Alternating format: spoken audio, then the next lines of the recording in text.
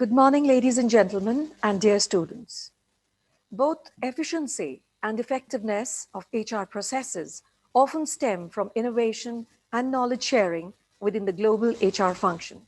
The combination of increasing global presence, pressures to reduce costs, and innovations in information technology have resulted in a perfect storm challenging the delivery of HR within multinational companies. On behalf of Asian Education Group, I extend a warm welcome to all present to the AEG HR Conclave 2.0, Recalibrating Efficiency for Business Growth, the Role of HR. This conclave intends to bring leading practitioners together on a single platform so that a meaningful dialogue is initiated for adopting the best international practices domestically. In a country like India, wedded to the concept of a welfare state, it has become even more important that these practices are adapted to local conditions to ensure the optimum impact on the lives of the masses and their dependents.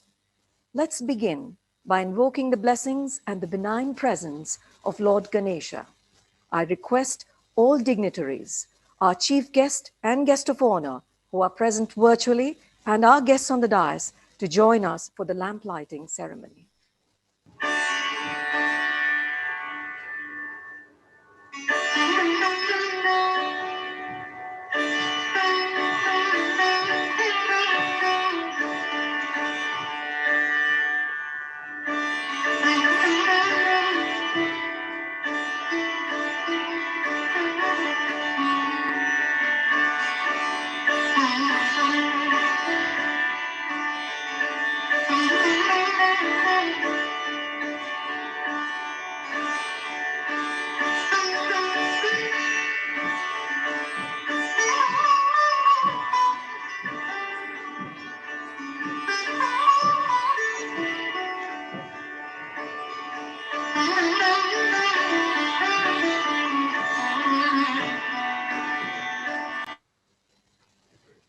Let me introduce the illuminaries who are our revered guests today, beginning with our chief guest, who would be joining us virtually. Our chief guest, Mr. Prem Singh, the President, Group Human Resources, JK Organization. Mr. Prem Singh is the President, Group Human Resources, JK Organization, and also presently the Honorable President, National HRD Network, Delhi NCR Chapter, which is an association of professionals committed to promoting the HRD movement in the country, creating value for society. Prior to this, he has been President, Global Human Resources at Wokhard Limited, Vice President, Human Resources, Piramal Enterprises Limited, Head Human Resources and Administration at SR Steel Caribbean Limited, and has held several other positions. Mr. Prem Singh is a charismatic leader who leads by example and inspires others to deliver excellence. A very good human being with sound value systems, he is a professional with seasoned judgment and has a proven track record of handling challenging people management issues, fostering open dialogues, and striving with energy for stakeholders' success. He has brought a sharp business focus to the HR function, and in high-performance organizations, he has displayed keen understanding of the HR role and deliverables. He also did a Six Sigma Green Belt project while at Owens Corning and raised the bar on HR deliverables and service levels. Mr. Prem is an excellent trainer and is an effective communicator. His humility, notwithstanding his many achievements, gives him a high level of acceptability. His people connect and customer-focused passion is evident from his unique interventions at the workplace. He believes in continuous capability building and himself extends mentoring. His association with diverse sectors in leadership positions has helped him in evolving into an all-round professional. He believes in nurturing talent and takes keen interest in addressing aspirations and apprehensions of people. His level of involvement, energy, and professionalism make him an effective leader and an asset to any organization. He believes in the ethos, there is no substitute to quality work and customer focus. He has several honors and awards to his credit. We welcome you, sir. Our guest of honor, who is virtually connected with us, Mr. Sanjay Kumar Verma, Vice President HR at Johnson Controls Hitachi India Limited. Mr. Sanjay Kumar has been in this current role of Vice President HR for the past 6 years. He has been heading HR, IR, and administration at JCH India Limited. He has been heading the HR function at Eicher Tractors and has also been head HR at TAFE. As General Manager and Head HR at Hitachi Home and Life Solutions Limited for almost 7 years, he has been heading the HR and IR function, handling all HR functions, talent management, performance management, retention, culture building, productivity, business HR, etc. As Deputy General Manager, based at the corporate office at Microlinks at Vapi, Gujarat, he has handled PMS, KRA's project, HRIS implementation, new HR systems, etc. He has learned Six Sigma Black Belt training by Wipro, worked on training of Six Sigma and DMAIC projects. Mr. Sanjay is known for being a very meticulous individual with a penchant for excellent detailing and possessing fine interpersonal skills. A learner with unquestionable integrity, a strategic thinker, and sincere professional, he is conceptually clear and maintains his unique style of workmanship in the HR arena. Having a strong sense of understanding human psychology and behavior, his friendly and candid attitude make him always approachable and available, equally at home in the corporate office as well as the factory shop floor. We welcome you, sir. On the dais with us, Dr. Anubhuti Dwivedi, Dean Academics, Asian Business School.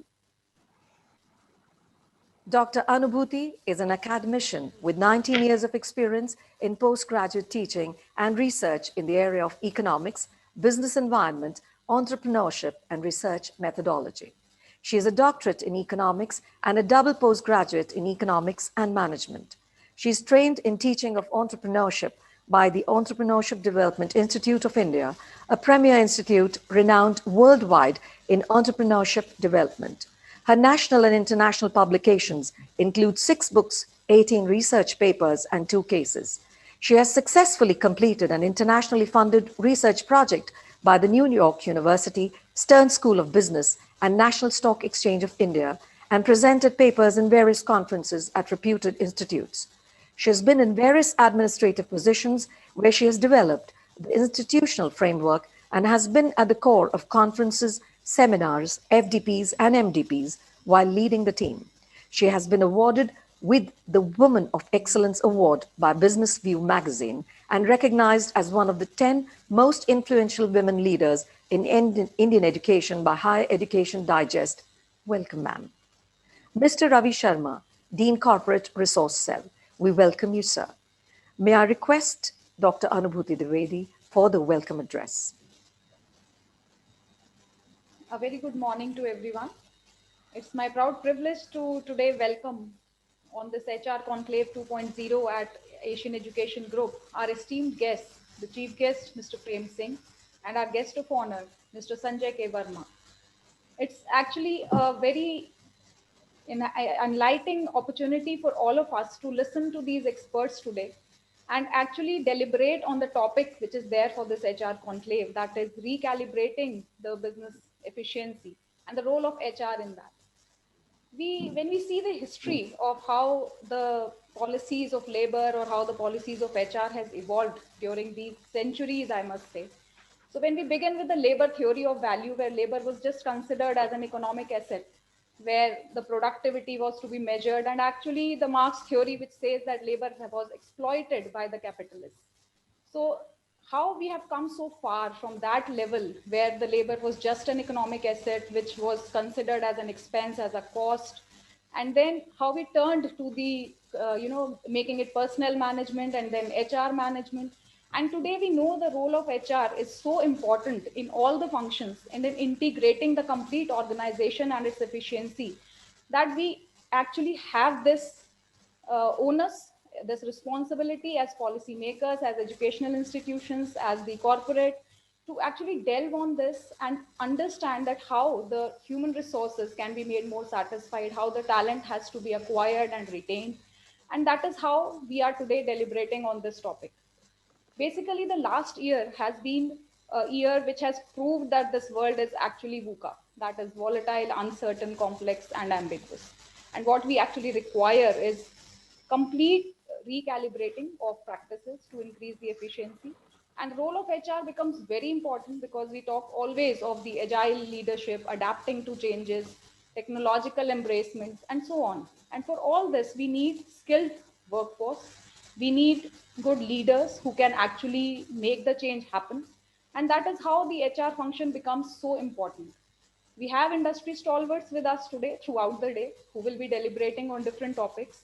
And we will be starting with a very enlightening inaugural session with our guests, Mr. Prem Singh and Mr. Sanjay K. Verma.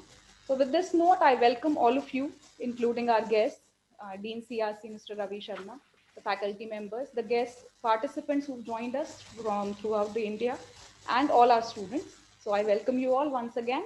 Have a very enlightening day full of insightful deliberations and great learnings. Thank you. Thank you very much, ma'am. I now request our chief guest, Mr. Prem Singh, President, Group Human Resources, JK Organization, for the inaugural address. Thank you very much. Good morning, ladies and gentlemen. It's such a pleasure joining with you this morning at this very important conclave. Firstly, my compliments to the organizers for having organized such a outstanding event. In fact, there couldn't have been a better time than this to organize a conference on this topic. I'll just take a step back and just share a research point. You know, about a year ago, most of the discussions that used to happen in the corporates, in the consulting organizations, in most of the discussions, the focus was how do you design the organizations for efficiency? How do you design the organizations for efficient delivery and speed and quality? In last 1 year, after this pandemic that we have gone through, there is one more additional dimension that has come, and that is resilience. Therefore, I would like to compliment the organizers. When you say recalibration of efficiency, I think what you are trying to drive home a point is efficiency is fine, but along with efficiency, there is something else that has also become very important, and that is designing the organizations for resilience in addition to efficiency. My compliments to all of you. I think you are leading a very, very important dialogue by talking about recalibration of efficiency and the role the HR can play in the whole dialogue. Now, let's talk about the whole experience of last 1 year. You know, a lot of people have called this last 1 year's experience, particularly after February, March, after the breakdown of pandemic, that this particular event has been almost like a black swan event. You know, black swan event, for those of you who are students who may not have heard this, is that particular unprecedented, unforeseen event which kind of shapes the entire discourse in the future. Completely unknown, completely unprecedented, and something that you could not have thought about, you could not have planned about. And you know, guess what? When the breakdown of pandemic happened, we all wanted to flatten the pandemic curve. Unfortunately, pandemic curve never got flattened up. It continued to rise with an exponential rate. And unfortunately for all of us, for the entire humanity globally, the economic curve has got flattened down. In fact, it has gone downwards, right? So that's a biggest contradiction that we have seen. The pandemic that has been seen by us in last 10, 12 months was no longer a health shock alone. It was a health challenge for sure. It was a health shock for everyone. But beyond that, it was an economic shock. It was a social shock. It was a psychological shock. Just imagine those millions and millions of people walking on the roads in the search of their shelter, in the search of food, in the search of medicine, drinking water. And we all saw on the television the kind of mayhem these people went through. So it was a big psychological shock. More than anything else, it was a very comprehensive shock the entire humanity went through. And therefore, the ask for now is, how do you come back, and how do you come back stronger? Fortunately, and it's always the case, there is always the lighting at the end of the tunnel. Last 4-5 months have started looking up, and last 4-5 months have started looking better in terms of economic growth, in terms of demand and supply chain management, in terms of customers coming back, and in terms of people trying to do things in a different manner. In fact, a lot of norms of working have been changing. Nobody thought that large number of people could be working out of homes. And today, we are not only talking about working from homes, we are talking about working from anywhere.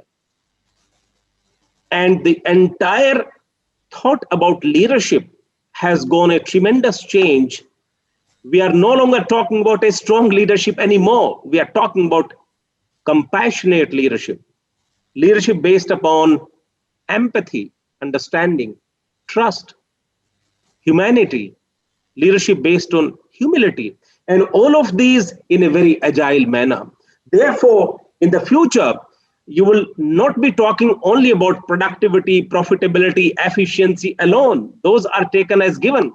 What you are going to see people talking about is, how do you design organizations for agility? How do you design organizations for compassionate leadership? How do you design organizations for resilience, so that organization remains shock-proof, organization remains ready to take on any such potential challenges? Let me talk about another dimension. We all have been living through the era of a very significant climate change.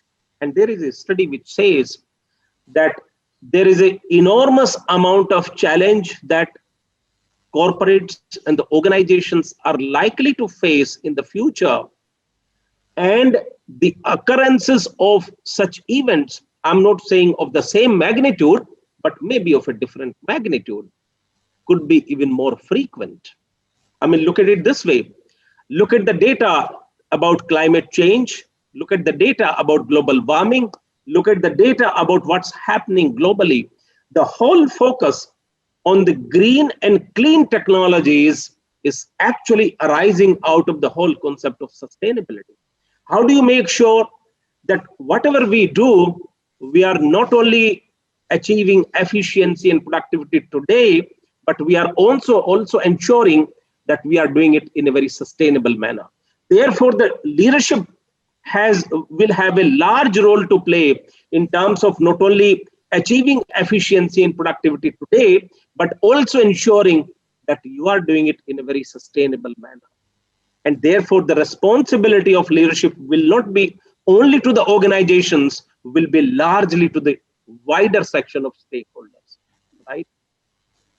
Coming back with respect to what you do with the people, there is a whole concept of inspiring trust, inspiring confidence in the people. I think the biggest focus the leadership has today is, how do you galvanize the energy of people? How do you mobilize the mental strength of people to fight the current situation and coming out stronger? That is where leadership is going to play a very big role, and HR has a very important role to play in driving the whole agenda. Let me just take an example just to drive home a point. The biggest role leadership at this point in time, at any such point in time, can play is connecting with the people, inspiring confidence, touching upon the enormous mental strength people have. And let me just give an example of a classical story of Michael Jordan, which talks about the mental strength, the power of thinking, the power of possibility. And I think what we need today in the organizations is the whole concept of power of possibility, and leadership has a strong role to play to drive that point of power of possibility. I'm sure you would have heard this name of Michael Jordan. Michael Jordan, very famous basketball player of US. Michael Jordan had a very tough childhood. He did not have adequate money to go to school. His father could not afford his schooling, and he had to contribute to the entire economic efforts of the family to earn bread for rest of the family members. And he used to assist his father. One day, Michael Jordan's father brings one shirt to him and he hands it over to Michael. Michael, can you sell this shirt for $1? It's a very ugly looking shirt, not looking good at all. And on the very look of it, Michael Jordan said, "Well, Dad, who will buy this shirt for $1? It's looking so ugly, it's not even clean." Michael Jordan's father said, "Michael, well, you think what you want to do. It's all in your mind. If you think you can, you will try to find a way out." Michael got a hint. He washed the shirt, ironed it properly, wrapped it up, and went to the nearby municipality market. And he stood there for a couple of hours. And some of the passers-by gave a look, some did not. But after some time, after some efforts, and after some persuasion, he was able to sell the shirt for $1. He was very happy. For the first time, he realized the power of possibility, the power of thinking. He came back home. He was very happy. Few days later, his father brought another similar looking shirt. And this time, his father said, "Michael, can you sell this shirt in $20? Guess what? Michael was astonished. Michael said, "Dad, you must be driving me crazy." He said, "Yes, you are. I'm driving you crazy, and you are absolutely right." And but let me just remind you what I told you last time. If you think you can, you will try and find ways and means of doing this, and you will try to find out a very smart way of how you can get it done or how you can do it yourself. Michael got the hint. He again washed the shirt, and he just remembered one of his cousin sister was a very good painter. He took the shirt to his sister, got a painting of Mickey Mouse done on the shirt, took the shirt to an area where there was a school where the children of rich people used to come. And as the school was closed, he held the shirt like this, in front of the gate as the children were coming out. And guess what? Within few minutes, because children were very excited looking at the picture of Mickey Mouse on the shirt, and the shirt was sold in $20 within no time. Again, the power of possibility. But ladies and gentlemen, the story does not end here. There is more to come. After a few days, his father brings yet another shirt and says, "Michael, this time can you sell this shirt in $1,000? Imagine. Michael was almost like mad. He said, "No, Dad, this is absolutely undoable. I can't take this." Michael's father said, "Well, Michael, decide for yourself whether you want to be a winner or you want to be a loser. Think hard." He challenged Michael. Michael started thinking. And as they say, जब किसी चीज को पाने की बहुत चाहत हो, तो कायनात भी आपको उससे मिलाने में लग जाती है. And exactly the same thing happened. Once you start thinking and focusing your mental strength and mental faculties on how you get there, the whole dialogue, whole conversation within your own mind starts. And the possibility thinking started in the mind of Michael also. And guess what? One day he saw that there was an advertisement in the newspaper that a very famous movie was being released, and the actress of that movie was coming into the nearby town for the premiere show. He went to the show. There was a big meeting that happened. There was a conference. Through the crowd, he made his way to the actress with the shirt, with the pen in the hand. And guess what? He got a autograph taken on the shirt with the signature of the famous actress. And in the management language, we call it as a value addition. There was a significant value addition on the shirt. And with the signature of the famous actress of that movie, the shirt went in $1,200. Just take a step back, ladies and gentlemen. It's the same shirt, same raw material, same person, same situation, but three different responsibilities. Reason? Because the way the problem was defined by his father, the way the targets were set, and the way he started thinking about possibility, I think that changed his approach to the whole thing. In the future, when we talk about innovation, when we talk about breakthrough innovation, when we talk about thinking out of the box, these are the kind of approaches we would be needing. These are the kind of approaches that will work. And I think the biggest role HR can play is, leadership can play is making sure that people are enabled, inspired, motivated to think possible. Many times when you get stuck up, you tend to give up.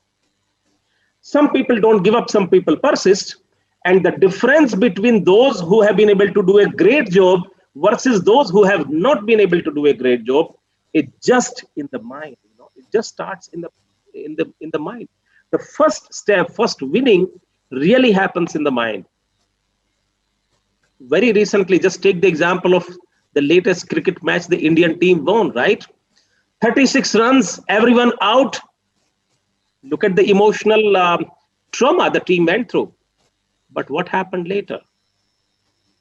The team mentally decided that we are going to come back and come back stronger. So I think the first winning really happens in the mind, and then it happens in the field. That's a classical example. If some of you are the long runners, 10 kilometers or 21 kilometers or marathon races, you will realize that after first 3-4 kilometers, your body completely gets exhausted and you want to stop. You don't want to run. But after certain times, after 3-4 kilometers, a stage comes when it is not your body that is running, it is your mind that is running. And therefore, ladies and gentlemen, the point that I'm trying to drive home is the role of HR is going to be driving a lot of thinking positive, thinking possible, thinking of a bigger outcome and surmounting the challenges rather than giving up. So therefore, the whole concept of compassionate leadership, agility, resilience, all of this is going to be very, very important. One another thing, if I can add to this, everyone, this is very relevant for human resources leaders, everyone has got strengths, everyone has got some unique areas of strengths. And classical approach has been, focus quite a lot on the mitigation of the weaknesses. XYZ is the weakness, send him to some training programs, put through some seminars, put through some coaching programs, and let's try and address the weaknesses of the people. That's a classical approach of the performance management system. Majority of the organizations go about. My own personal example has been, it is no good focusing only on the weaknesses of the people. Great organizations are built by focusing on the strengths of the people, by leveraging the strengths of the people. 70-80% of the focus has to be on leveraging the strength of people and maybe balance 15-20%, trying and working around the weaknesses. And I want to talk about an example, a research which was conducted in the University of Nebraska to drive home a point. You know, the University of Nebraska conducted this research on the speed reading. And based upon the speed reading, there were two groups that were defined. One was slow readers, second was fast readers. The slow readers could read as many as 90 words per minute. That was the slow readers, people who could read slow. The fast readers could read as many as 350 words, right? 90 words, 350 words. For the next 6 months, both these groups, slow as well as fast, they were taken through a structured program of 6 months, whereby they were given the structured training as to how you increase the speed of reading. And after 6 months again, the same test was conducted and their speed was checked again through the same evaluation.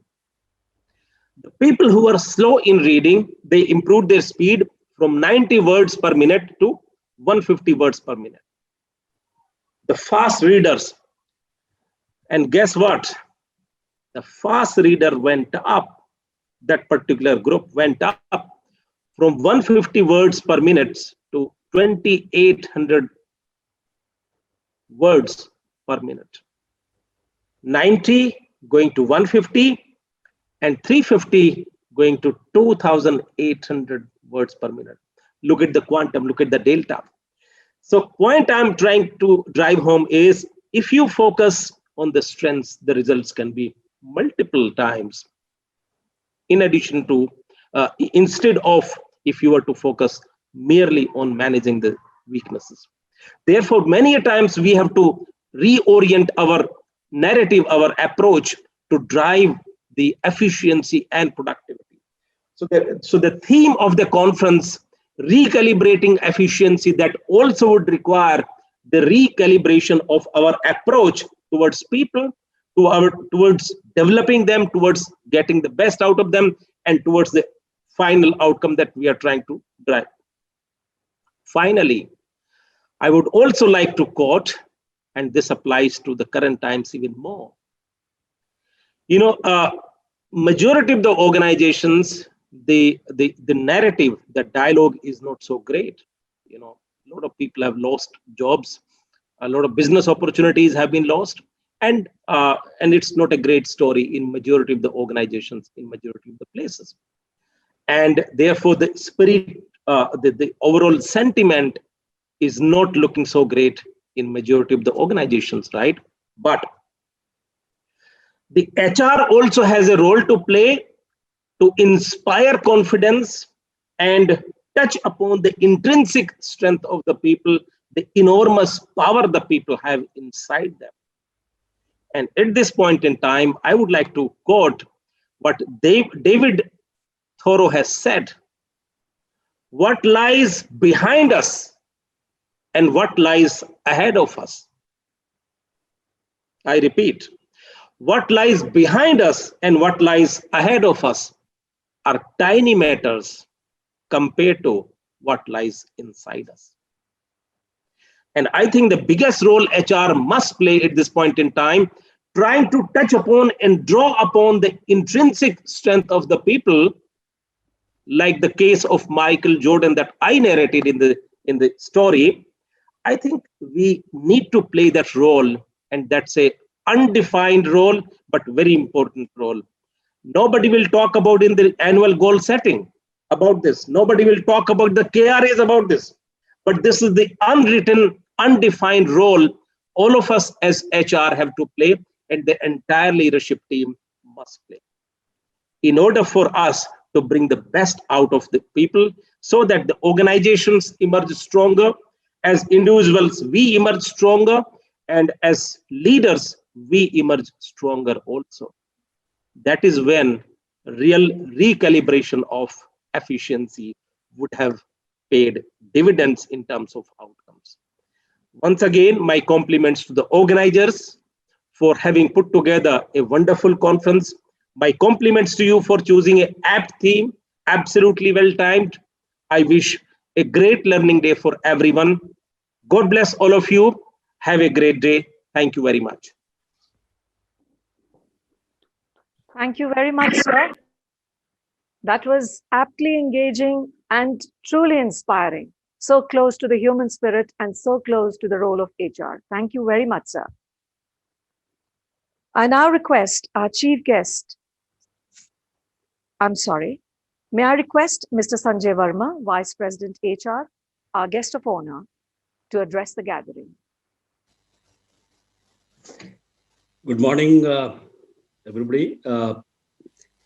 Thank you for the opportunity given, and it's a great honor to speak in such an august forum. My colleague is there, Swati, who is just attaching a presentation. I have kept my talk focused on, as an organization, what we are doing, which is giving some idea about how we are driving efficiencies. Of course, during this crisis time of pandemic and before also. So I'll be talking giving some examples from some of the processes in HR that we drive, and how it is helping the organization in making it much more effective in the deliveries. We all know what has gone through in last 6 months. The pandemic has really tested all the managerial challenge, abilities and competencies of all managers. When the lockdown started, we were one of the worst hit organization, because we are into air conditioning business. We are a joint venture between Johnson Controls and Hitachi, and we sell Hitachi ACs in India. Now, if you remember, March end was the time when the lockdown was announced, and that is the time when we do most of the business, because summer picks up, and our main sales season is March, April, and May. And these were the months which were completely locked down and there was no business. So we were one of the worst hit companies, and in such scenario, it was a tremendous pressure on the financials, and the challenge was how to revive the business. Now, of course, it was a crisis, and what I'm going to present to you is not the responses for this crisis. Of course, we had our entire business continuity program in place to handle the crisis, but some of the aspects which I will say keeps the organization to sustain such crises in terms of driving the efficiency, where HR plays a role. So let's go through some of the HR processes that we are running. Yeah. So we have a very high performance driven culture, as most of the organizations nowadays have their processes which basically measure the employees' performance and do justice with the high performers and retain them. We are running some of the programs in the name of Leap, Crusade, and Trend. Now, these are the programs which are completely focusing on the efficiency of the frontline.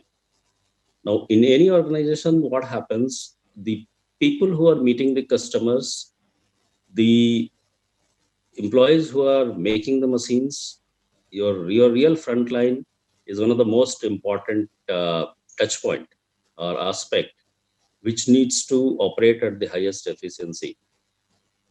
So what we do, we run the programs which take care of the frontline sales people's efficiency. We are a channel driven company, so we do programs to increase their efficiency, how to improve the channel management, And these all programs are driven by coaching and also on the job training. We have a lot of sales demonstrators who sell ACs in the showrooms.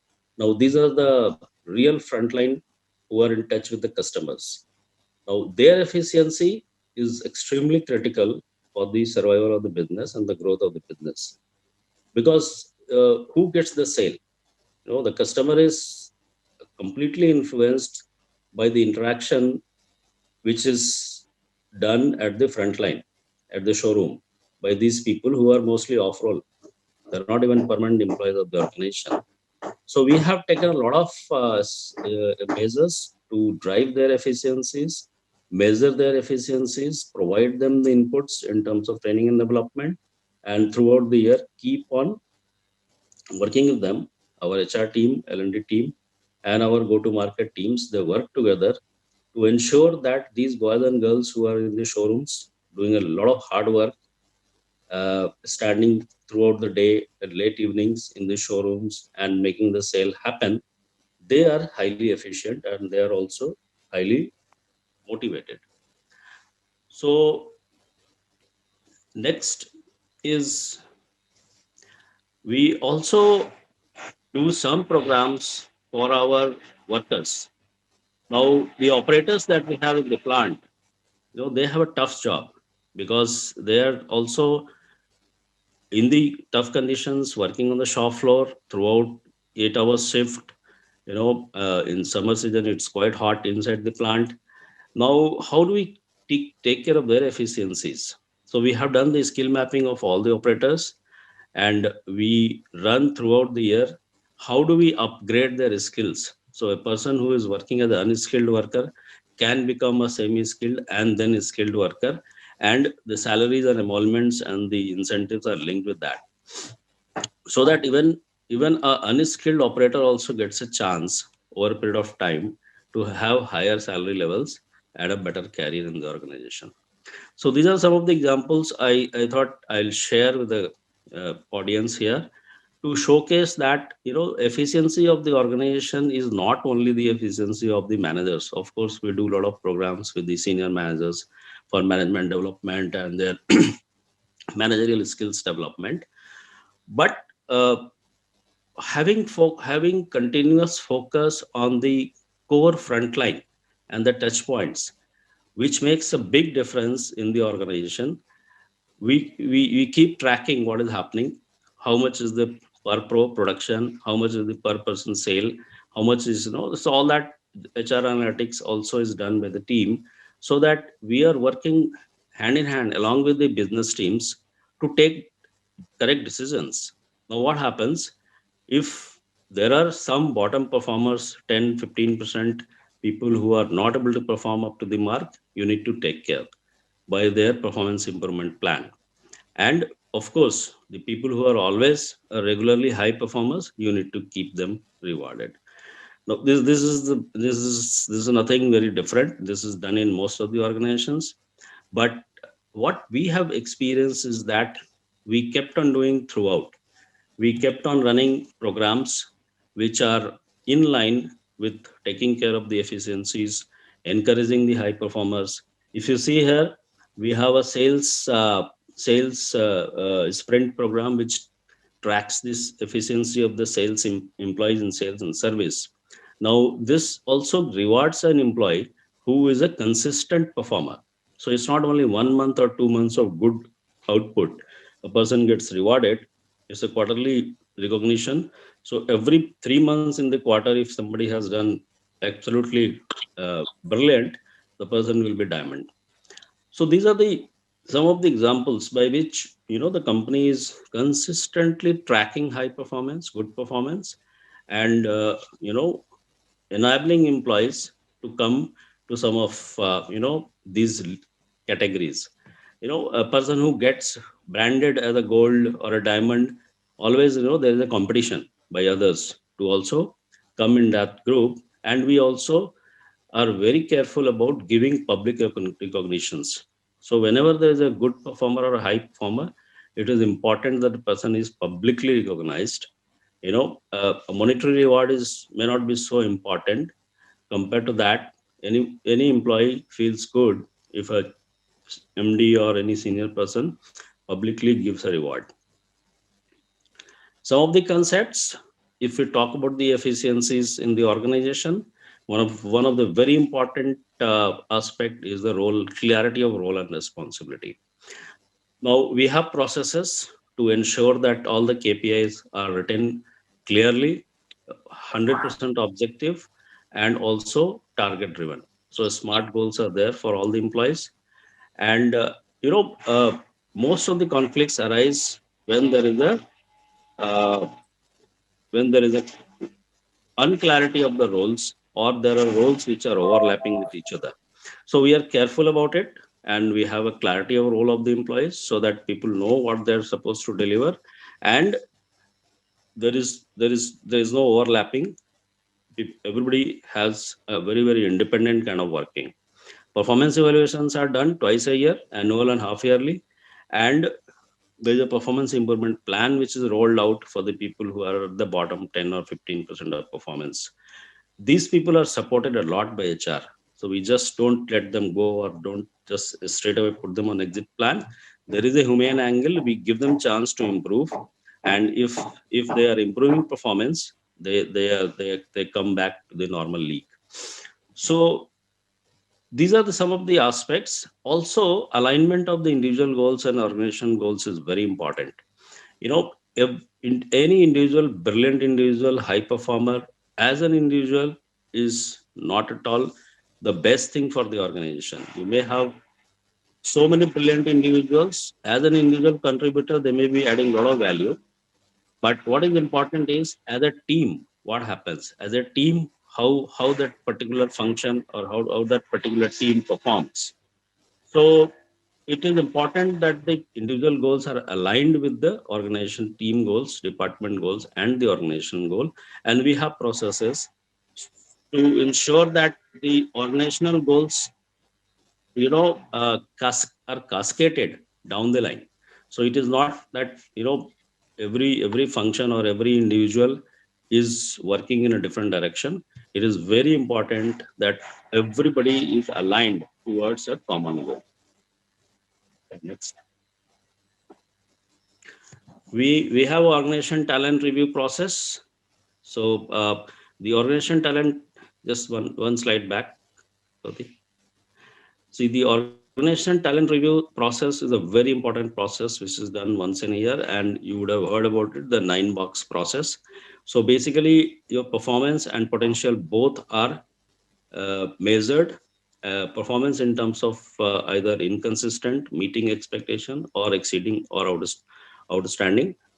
So on the other axis, we have potential measurement, which is done through assessment centers and the other kind of assessments by the leaders.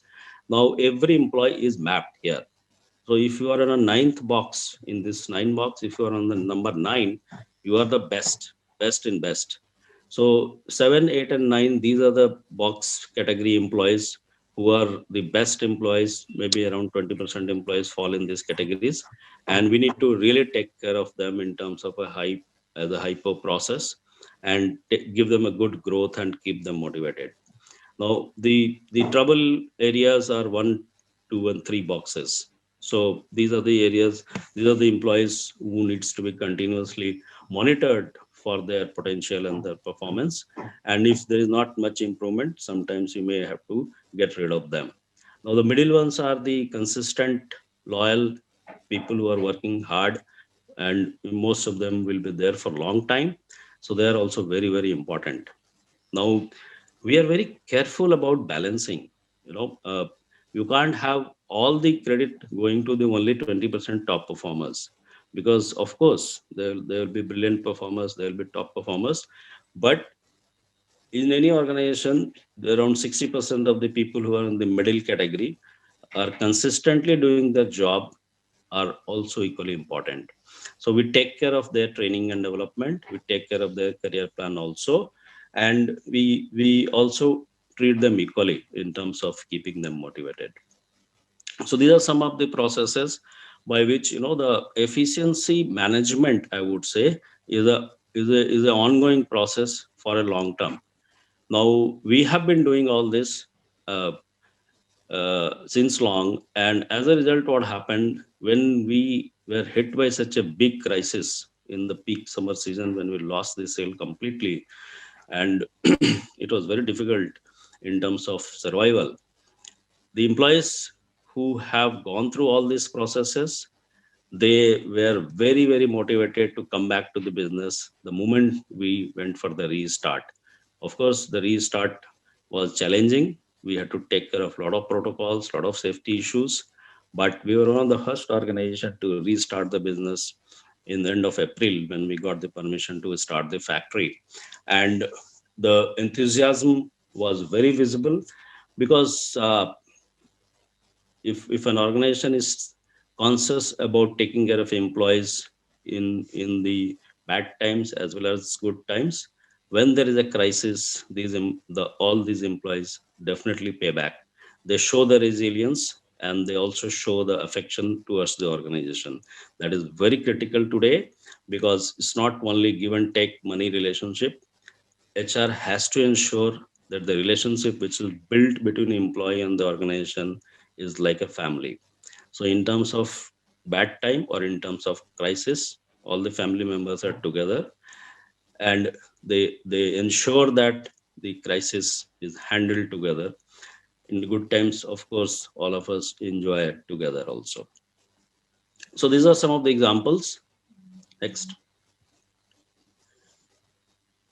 We have been working on diversity. I thought I will mention this point here because diversity is very important, and it gives a kind of a satisfaction to all of us in terms of uh, doing something for women empowerment. Our plant is in a remote area in Gujarat, so it's not easy for females to work in this kind of locations, but we have done the scale up of the numbers, and some of them are working at senior levels, and we are very proud to say that we are almost double in 4 years. We also, in diversity, we also added a new dimension to our organization. We recruited female operators. So our plant was not having any female operator. Today we have 250 female operators who are working in the plant, and they are doing a great job. Now, maybe looking at their efficiency and their discipline, their commitment to the job, it looks like we should have more number of female operators. It helps. It helps in terms of maintaining the discipline, output, as well as the I think they have a much more zeal to work and perform better compared to their male colleagues. So these are some of the examples how we are taking care of the issues of being conscious of efficiencies throughout the year.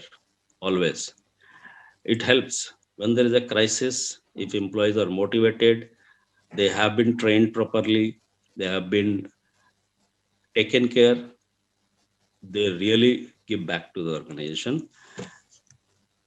We also do CSR activities in our plant area. So this is the social connect that we have.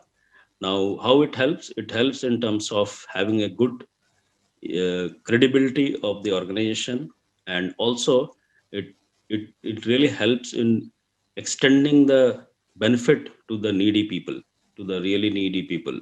So all the CSR activities we do directly. We don't outsource it, and we don't give the money to any agency. We make the toilets ourselves. We make the school buildings. We have done the classes for the on the air conditioning technician courses with the ITIs.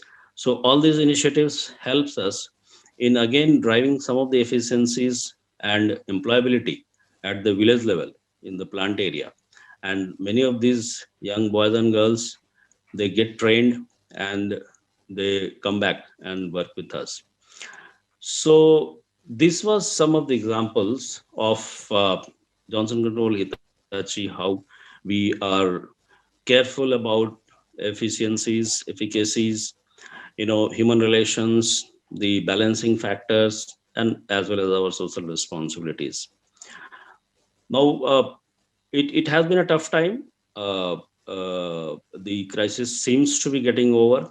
Market is coming back to little normalcy, and hopefully, the summer season is coming, and this year we will be able to have good business.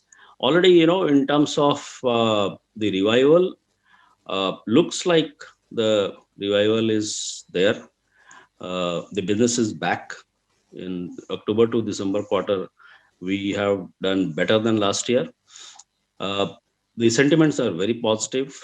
So let us hope that, by keep keeping the drive on efficiencies, and keeping the morale up of all the employees, you know when the growth starts higher, the returns also will be much higher. We are very thankful to the institute to give us this opportunity to showcase some of the ideas of the organization. And any student or faculty members who would like to understand more about our company or interact more with us in future are most welcome anytime. Thank you very much. Thank you. Thank you very much, sir. That was beautifully expressed how your organization stretches out to inspire and motivate your employees. And now, Asian Education Group truly expresses its gratitude to our dignitaries for today for accepting our invitation and taking out precious time from their busy schedule to grace this HR Conclave inaugural at Asian Education Group. Their gracious presence and thought-provoking, engaging talk has made the event memorable. We would like to honor and present mementos to our guests. Our chief guest, Mr. Prem Singh, President, Group Human Resources, JK Organization.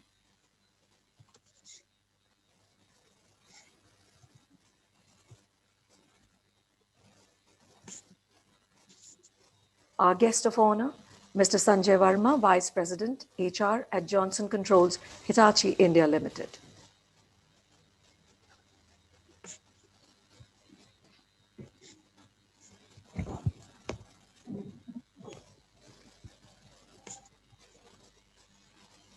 And now, as we come to the close of the inaugural ceremony, I would request Mr. Ravi Sharma, Dean Corporate Resource Cell, to deliver the vote of thanks. Good morning, everyone.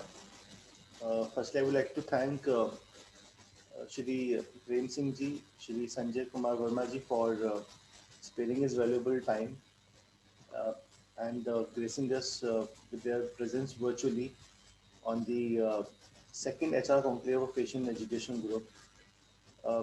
You have actually set the right pace for the entire conclave, and you have rightly mentioned that a lot has to happen in terms of adapting ourselves with the new change which we are facing today. Uh, I'm also thankful to all the participants from various colleges, industry delegates attending this conclave, and all the speakers who would be speaking in the entire day today for accepting our invite and actually, uh, enlightening everybody else, all of us to set the right pace and also guiding us that what should be happening in terms of upskilling the employees, how we should be acting to these challenges, followed by some legal experts also joining in the last session. I would like to just close on a note that rather than request to all the HR fraternity that what we believe and we feel that whatever we do in our environment. It is important that we should also teach to our employees that how they can be environment sensitive, because we cannot be anti-environment in terms of doing our businesses. Shri Premji mentioned very well that there are certain expectations that because of climate change, so there has to be business models, there has to be initiative from HRs, so that we are making people aware about being sensitive to our environment, so that everything goes well and we don't face COVID kind of challenges, possibly not in future. Thank you very much once again for to everyone of you for being part of the inaugural session, and let's look forward to rest three sessions. Thank you so much. It was a delight to have you all here. Thank you all for your presence. Thank you. This conclave is segmented into 3 panels, which will follow after this, beginning at 11:30. The first panel discussion, which is upskilling in challenging situations and retaining talent through employee engagement, followed by the second panel at 1 p.m. and the last one at 3 p.m. Thank you very much. A very good morning to all of you and welcome once again to the HR Conclave 2.0 hosted by Asian Education Group with the topic Recalibrating Efficiency for Business Growth. As we are commencing with the first panel discussion to ignite your minds with immense amount of knowledge, we have very renowned members and industry experts as speakers for this panel discussion. They will surely share their thoughts and knowledge on the theme upskilling in challenging situations and retaining talent through employee engagement. Well, one fact that we all would agree to is that in these challenging conditions, the COVID scenario, industry would not have survived the change with just business strategies, but also by helping their most valued resources, their employees, retain, sustain, and develop through the change. To take the insight on the same, we have amongst us our guest speakers for this panel discussion. Our first panelist or the speaker for this discussion is Mr. Ankush Arora. He is currently working as the Senior Vice President and Head Human Resource at Grofers. In the past, he has been a part of various reputed organizations such as Havells India Limited, Jubilant Life Sciences Limited, SAP Labs, L&T Infotech Limited, amongst the others. He has worked on various functional areas of HR such as employee development, organizational development, employee engagement, people development, etc. during his career. We welcome you, sir, at Asian Education Group. Thank you so much. Our second speaker for this session is Ms. Pallavi Gautam, Talent Partner, Tata Medical and Diagnostics Limited. She expresses herself to be a millennial human resource professional who holds a deep experience in HRBP, talent acquisition, and talent management. Her strength includes hire to retire, employee life cycle management, and HR analytics. She holds a strong record of building relationships with internal as well as the external local stakeholders, and she has supported a variety of initiatives in matrixed and VUCA work environment. She has worked with various organizations such as Abbott, Takeda, People Strong, Baxter International, and Quadrangle, to name a few. We welcome you, ma'am, to Asian Education Group. Our third speaker for this event. Thank you so much. Our third speaker for this event is Dr. Ankita Singh. She is the Senior Vice President and Global Head of HR at Signix.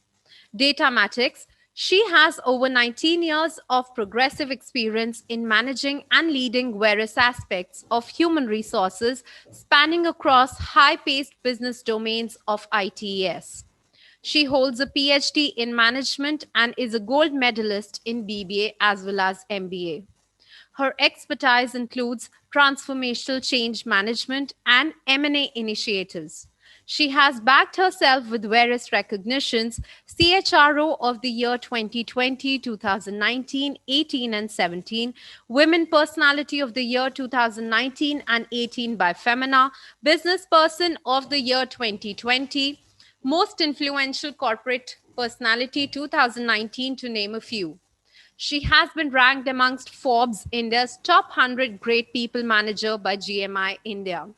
And when I viewed her profile, there were 61 most reputed and recognized awards there mentioned as well. With great gratitude, we welcome you, ma'am, to Asian Education Group. Thank you so much for a warm Our welcome. fourth panelist shall be joining us soon. On the dais amongst us, we have here Dr. Maroof Ahmed Mir, Dean Asian School of Business. Dr. Maruf Ahmed Mir is working as Dean and Associate Professor with Asian School of Business, Noida. Sir is a PhD in Finance from the Department of Business Administration, AMU. He has completed his MBA in Finance and Accounts from AMU Aligarh and is a UGC NET qualified in management. He has overall experience of 11 years and he is a recipient of Best Researcher Award by IITM Gwalior. He shall be the moderator of this panel discussion today. On the dais, we also have amongst us Dr. Shweta, who is a doctorate in management and is currently working as associate professor and dean examinations in Asian Business School and Asian Education Group. She is an HR professional with a rich experience of more than 11 years in corporate and educational industry. Prior to this, she has worked with the various B schools. We welcome you, sir and ma'am. And with this, I would request our moderator to please take the session forward. Over to you, Maru, sir. Good morning, everyone. Mr. Ankush Arora.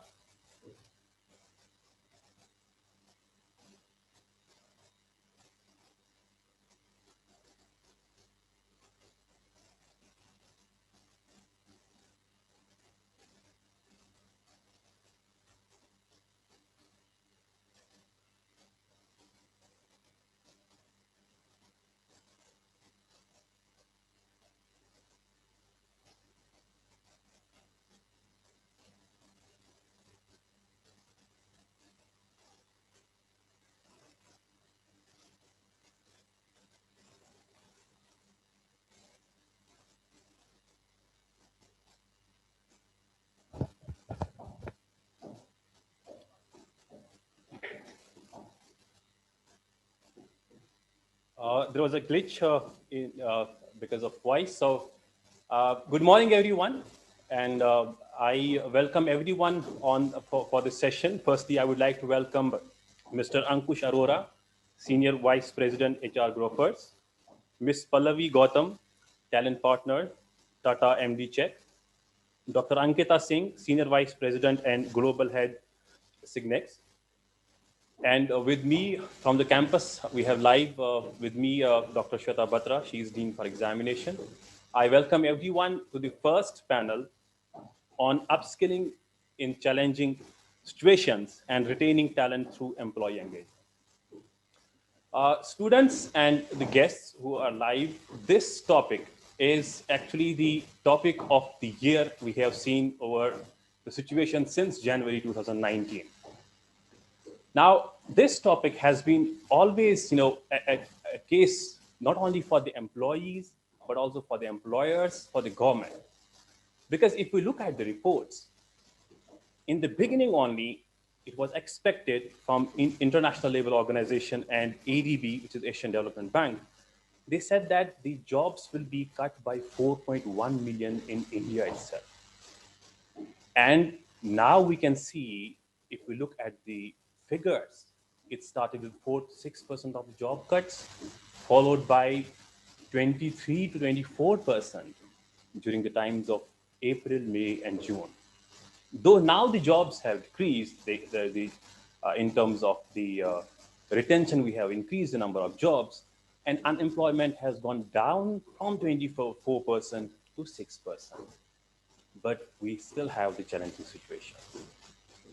So it's important to understand for the organizations and for the employees also, and in fact for the government also, to understand how do we uplift the skills. Because we need change.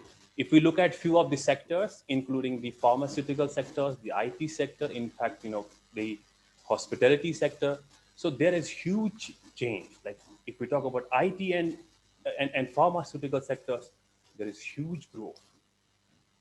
And if we talk about other sectors, there are a lot of employees who were fired. But there are some organizations who have actually taken advantage of the situation by enhancing the skills of the employees. And in order to enhance the skills as per the requirements, there were more and more recruitments in some sectors.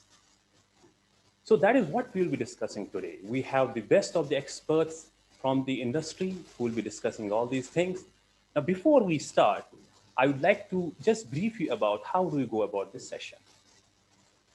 Our four guests will be speaking one by one for around 8 to 10 minutes.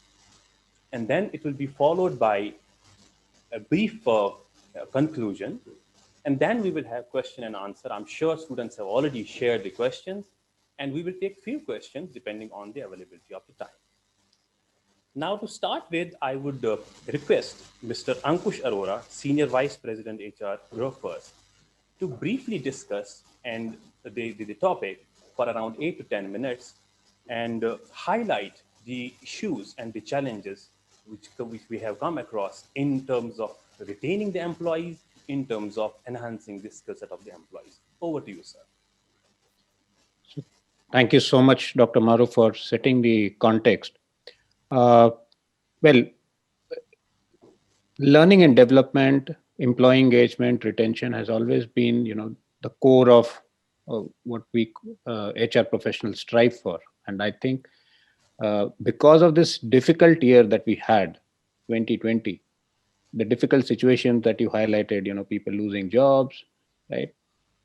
And the economy going for a turmoil, it actually highlighted the importance of these things, that how critical these initiatives, how critical these core processes are, not just for any HR professional, but also for the overall organization as a whole. And that is where I think your strengths as an organization really came out during this pandemic situation. And key to that was that how invested the organizations are going to stay in driving the L&D initiatives. Like, I've seen many organizations in the haste of doing cost cutting, the first thing that they stop is all L&D initiatives. And I think that is what differentiates a great organization from a run-of-the-mill organization, that good organizations, great organizations never ever stop investing in developing people. And what 2020 did to us was that overnight, organizations had to think over that their business models need to be transformed. Typically, a change in business model, change in working environment takes, a month, maybe a year or so, But we had scenarios where, practically the entire country going into a lockdown, organizations had to revisit their strategies practically overnight. There were organizations, their revenues dipped to practically zero overnight. Classical examples being the travel and tourism industry, right? So organizations had to invest in people. Organizations had to really, really strategize their new ways of working, new business models, right? And I'm very happy to see that, lot of organizations had put costs at the back burner. They were not really worried about cost. Yes, every organization was worried about solvency to an extent, but we were not blindly cutting costs. A lot of organizations started investing in people. The adage that we have in HR is about, unlearning, learning, and relearning, right? That actually came to the forefront. Now you have a situation where a lot of business changes are happening, business models are being revisited, business strategies are being reworked upon. So you started developing people with new skills. You started developing people for the skills of the future. We are all like, in a normal scenario, this, I'm sure this conference would have happened in a nice plush hotel or your campus. We would all have met in person. Now this is the reality that we are going to live with, at least for a few years to come, right? How do you prepare your people to work in a remote environment? How do you prepare your managers to handle teams virtually? How do you prepare your team members to drive efficiencies and productivity while they're operating from a remote location? How do you ensure that communication flows is seamless, right? So a lot of organizations invested on technologies, invested on customization of learnings, and some of the good organizations went a step ahead. They started involving the employees themselves in their own learning journeys. So rather than imposing a learning journey on an employee that for the next 6 months, this is your learning roadmap, we invited employees and said that, please tell us, what do you want to learn? This is a real business scenario that we have. This is how we are going to operate for the next 1 year. Most of us are going to work remotely. Let's figure out a learning plan for each one of us. On the skill aspect, I think we as an organization, what we did, and this is something that I'm really proud of, what we did, we started identifying the core skills that are required for the sustainability of an organization. And how many such people do we have in the system? And if I have to grow from X to 2X, how many such people do I need? And during this entire episode, we always had a preference of building talent internally rather than buying talent from outside. So typically in a L&D or a talent development scenario, you always have this dilemma, build versus buy. Building is a slightly longish, it's a painful process. Buying talent is easier, but it's costlier. But what we took a call that we will focus on building talent internally. We will prepare our people for the skill sets that they're going to need in future. We will prepare our people to work across functions. Classical example, and this is not something that I'm talking of our corporate employees only. We instilled this technology in our contract labor that is working in our warehouses, who's delivering the orders. So today, if I have someone who's coming to deliver a grocer's grocery order at your doorstep, he's actually skilled enough to ensure that if required, he can actually work at a warehouse, pack your orders, bill your orders, and do a quality audit of your order as well. So we started training people on multiple skills, which are aligned, which are related to their learning growth path. As far as retention and employee engagement are concerned, I think they go hand in hand. Each, feeds upon the other. What I think where as most of the organizations falter is when they undermine the importance of employee engagement. I'm like, today, if I ask anyone what is employee engagement, most of the answers that I will get will be around celebrations, birthdays, the fun activities, right? Your bay decoration, Diwali, Holi, etc., etc. Whereas if you look at today's generation that we are handling, right, they don't look at employee engagement only in this aspect. This is an important element. People like to have a lighter moment, some fun element at work. But the generation that we are dealing with, millennials and the generation after that, they don't look at employee engagement with this lens only. They talk of learning opportunities at the workplace. They talk of growth plans. They talk of careers. They talk of mobility. They talk of cross-functional experience, right? And if organizations start investing in these aspects of employee engagement, you see a far, far better retention, right? We talk of, pay parity. Now, if you take care of these things, you will see a far, far better, solid, cohesive retention in the organization. See, nobody will join an organization for the birthday parties that you have. People will join an organization for the career that you're aiming to give, right? And in my aspect, in my view, employee engagement starts right when you approach a candidate or a prospective candidate for an opportunity. And for the B school students, I ask a very fundamental question. Which is the dream company that most of the students would like to work for? And the answers will be like Google, Facebook, Microsoft, Hindustan Lever, so on and so forth.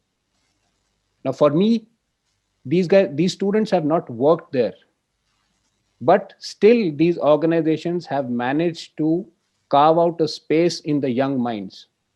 That is the next level of engagement. The policies that they have, the benefits that they offer, the learning opportunities that they offer, right? There is an entire machinery of employer branding that we call, right, which is working behind the scenes. The blogs that people write, the LinkedIn pages that organizations maintain. Now, these are all done to engage people. Now, engagement could be for your current set of people, The next level of engagement is actually to your prospective employees. So for me, employee engagement is much, much more than the fun, the lighter moments. It has to be taken into a lot of serious dimensions. Like I said, career planning, your the role enhancement, the progression that you offer, the learning opportunities, what kind of problems, challenges you are throwing at your people to solve them. And today's generation is far more interested in seeing the impact of their work on the community at large. Like we at Grofers very strongly believe that if we are able to maintain a certain level of customer satisfaction, we are impacting the community at large by empowering people with savings. Our customers are valued customers. We call them the motorcycle families, because they value the 3,000 rupees per month grocery saving, and that 3,000 rupees can be used for buying things for their kids or their monthly savings. Right? For us, that is the community impact that we are having. So these are some of my thoughts around employee engagement retention.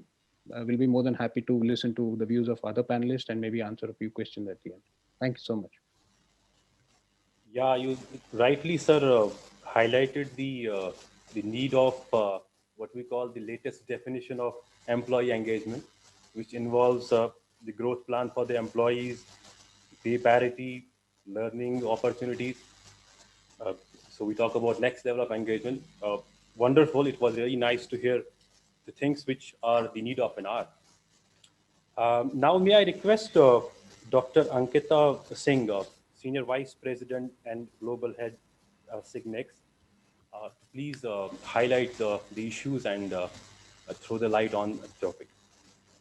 Over to you, ma'am. Thank you. Thank you so much. I think Ankush has beautifully covered almost all the aspects, but I'll just add on because I do not differ a bit with what he has just presented. So probably I'll just try to add on. When we talk about the situation or scenario when things are very uncertain, like if at all we are primarily covering the COVID time, when everything is vague, directionless, there's no clarity. More than that, if at all we decide certain things and we change our entire system with respect to learning and development, upskilling, reskilling, employee engagement, probably after 2 months we would realize that even that's not valid looking at the current situation, because things are drastically changing at a pace which is humanly probably a little difficult to follow or keep a pace with. So what each organization, when we are talking about upskilling or reskilling, what each organization has done in the time of COVID is they accepted the fact that things are changing and that things are changing in a very dramatic way. They started identifying what is required for the recovery mode before they actually could switch to sustainable uh, mode or model. Now, I'll just try and avoid the repetition because, as I said, very valid points have been covered. One thing that came up very clearly when we talked about upskilling or reskilling, people always knew that how important it is to possess technical knowledge or technical skill set. When you are hired for a particular profile, obviously the greater expectation is how good you are with the defined KRA or the job description. Now, when we talk about today's skill set, or when we are even talking about our internal workforce getting reskilled, we are talking about forever skills in the business model, which has already been included, like digital literacy. I don't think before COVID or before a situation like this, we ever gave so much importance to the virtual world, which is now considered as a real world. Now, everything is happening. And probably earlier, how the reception would be, how the working space would be, how the cafeteria would be. Now, the more concentration is on how an individual will be welcomed through this stream. This has become more real. So to to the level this has been seriously taken, where each individual has been requested or has been asked to take digital literacy as a forever skill. Now, higher cognitive or your social skill or emotional skill or adaptability or resilience. So, if at all, I'm sure I'm not the first person. Probably, if I ask everybody present in the room, tell me one skill set that you must have heard from most of us, that will be the top future skill. I'm sure 80% of us would say empathy.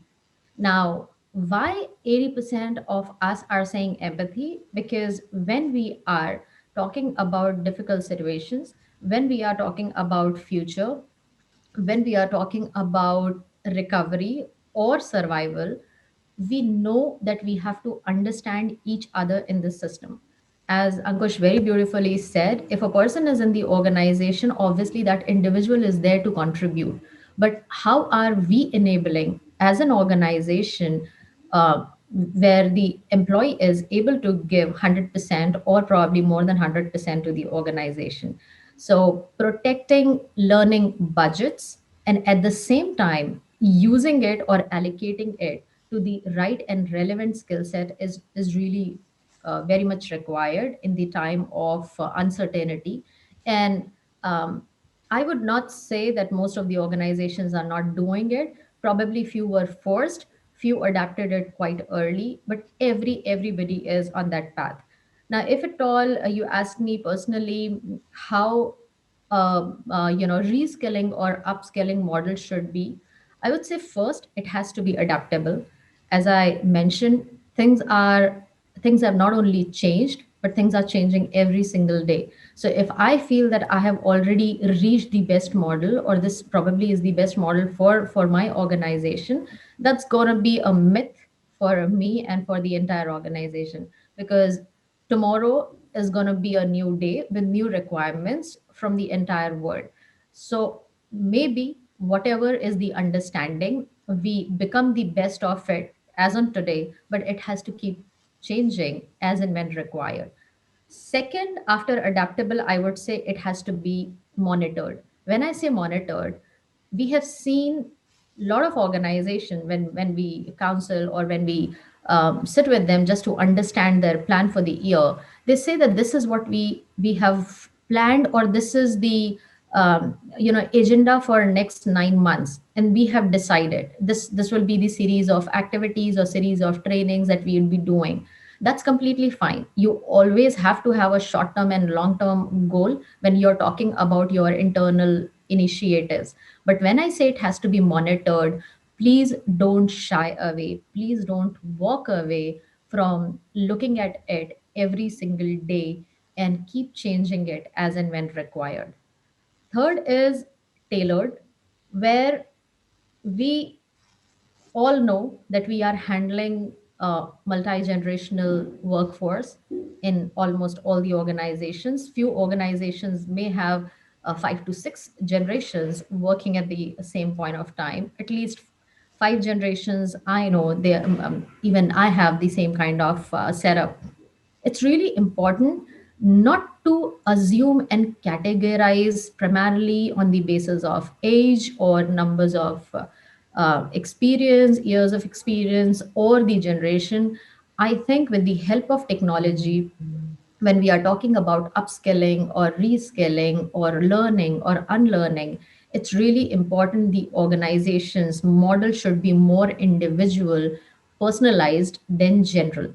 Now, when we talk about impact of technology, I think it has enabled us to that level where we know which are the trainings where we need one-to-one interaction and we want people there physically. We know who are the employees who would want to take training at their own pace for 5 minutes, 10 minutes whenever they have break. Who are the employees who would want to take trainings at a stretch for 4 hours and just finish it off. So if at all you want to make it more effective, it cannot be generalized. It has to be tailored as per the requirement of the individual to the extent possible. Last, when I talk about the model, I think it has to be relatable to your organization, relevant to your organization. Just because the trends are such that things are changing and it has to be adapted, I would say everybody has to prepare their own mix, understanding the culture of the organization, their culture of the organization, their employees, their need, their market, client, in a way, all their stakeholders. So you may see 100 better options right in front of you, 10 current trends which are followed by top organizations, but that doesn't mean that you just have to close your eyes and pick up those models and try and replicate. You have to define system for yourself which will yield the kind of result you wish to get from the design model. Now, these were the 4 pointers, or the model around which we plan, at least in our system or our organization. Now, one query or question, when we have taken up this topic in other sessions, employees, students, they ask how companies will help, who owns the responsibility. um, when we talk about upskilling or relearning, unlearning, I think definitely organization will have its own part to play, but there will always be restrictions. They will have a business model around it. They will give anything and everything that is required, which will be supporting the business. Does that mean that individual has to just follow the plan that is laid down for him or her? Probably not. The ownership lies equally on the organization as well as the individuals, where individuals should also have the relevance of skill set approach in their mind, what they are doing, what organization is asking them to do, how they are presenting, how they are talking about the opportunities given within the system, how vocal they are about it, because that's the long term approach, and that in a way contributes to the second part of the discussion, which is the employee engagement. Now, is every individual walking in with the organization or staying in the organization with the learning and growth mindset, which is something which cannot be inculcated, or probably which cannot be put in minds of each individual? That is something which individuals have to realize and probably contribute. But yes, a counseling, a training, or open connect or communication can definitely happen in the system. Now, when we talk about employee engagement, I so much agree to what Ankush just said. Employee engagement or connecting with employees with these kind of activities, taking a required break, connecting everybody as a family and a friend in the organization is very much required. But that's just a part of the employee engagement. But what's the magic behind employee engagement? What organizations are doing differently just to ensure that the retention percentage is really high and it's not a forced one, but people happily wish to stay in the organization? I think fundamentals have to remain as is. The hygiene factor in HR that we have been talking for ages, when HR started as just a bridge between management and employees. That's the definition we read back in management school. But that's how it is. When employees know that whatever they have joined, the kind of KRA that has been communicated to them on day one, they are handling the same profile, they are able to add value to the system, they are getting salary, not only the internal parity but market parity is also maintained, they have a growth and growth path defined by the organization. The vision is very clearly communicated, the purpose is clearly communicated, and at the same time, which is the most important thing, when we talk about communication, collaboration, or the connect between the organization and the employee, I think it's really important to tell employees what the organization is doing, what's happening in the system. So if I mean, just to summarize, at least this 8 minutes, if we talk about COVID, I'm sure each organization tried their level best to retain employee and to tell them what's happening. Many organizations were successfully able to do it because they were giving the right answers to the right questions. They were being true to the system, they were being true to the employees. If at all you are releasing employees, if at all you are terminating employees, if at all you are doing a pay cut, if you are not hiring anybody and you are asking employees to do a double shift, if there is a 30% reduction in the salary for next 3 months, I think employees understand that this time is uncertain and difficult for everybody, but they walked along, they understood, they stayed with the organization, they contributed or worked at the same level when they were clearly told that this is what is happening and this is how much you have to wait, this is how you are contributing, and this is how the organization will take care of you. um, to conclude, I would say when we talk about employee engagement, it becomes very easy when we start treating individuals as human beings. We know that we hired them for a purpose. We told them what is expected from them. We promise something that will be given to them. If these three things are taken care when they are in the system and they are growing along with the organization, I think that's the best form of employee engagement, and there's nothing actually to fear, neither for the employee nor for the organization. The things remain intact, and the system grows with the people who are working in it and with the system. So that's all from my end. Uh, Thank you, Dr. Ankita Singh, for the nice words. I mean, you highlighted the importance of reskilling through digital literacy and a model you called individual relevant models for everybody, for every employee. Wonderfully talked about the other side, which is very much required these days. Um, next, we have, before we move on, we have been joined by another guest. So, Ms. Garima would be spotted. Thank you so much, sir. So before we move further with our panel discussion, we have our fourth guest speaker also who's joined us. He's Dr. Amit Parinja, Director, Global Learning and Development, Group Corporate HR, Tata Communications Limited. A recipient of Most Honored Rewards, Man of Excellence 2020 by Indian Achievers Forum, the Most Admired Global Indian 2020 by Passion Vista magazine. He holds a doctorate in management and postdoctorate in human resource management. He's an honorary chairman, the Institute of Management Consultants of India, Delhi Chapter. He has backed himself with many certifications, certified L&D professional by GSDC, certified member Harvard Square Leadership Excellence Circle, certified life coach and executive coach by ICF. He has been with various top-notch brands such as Tata Communications, Vodafone, Singtel Global, Reliance Communications, etc.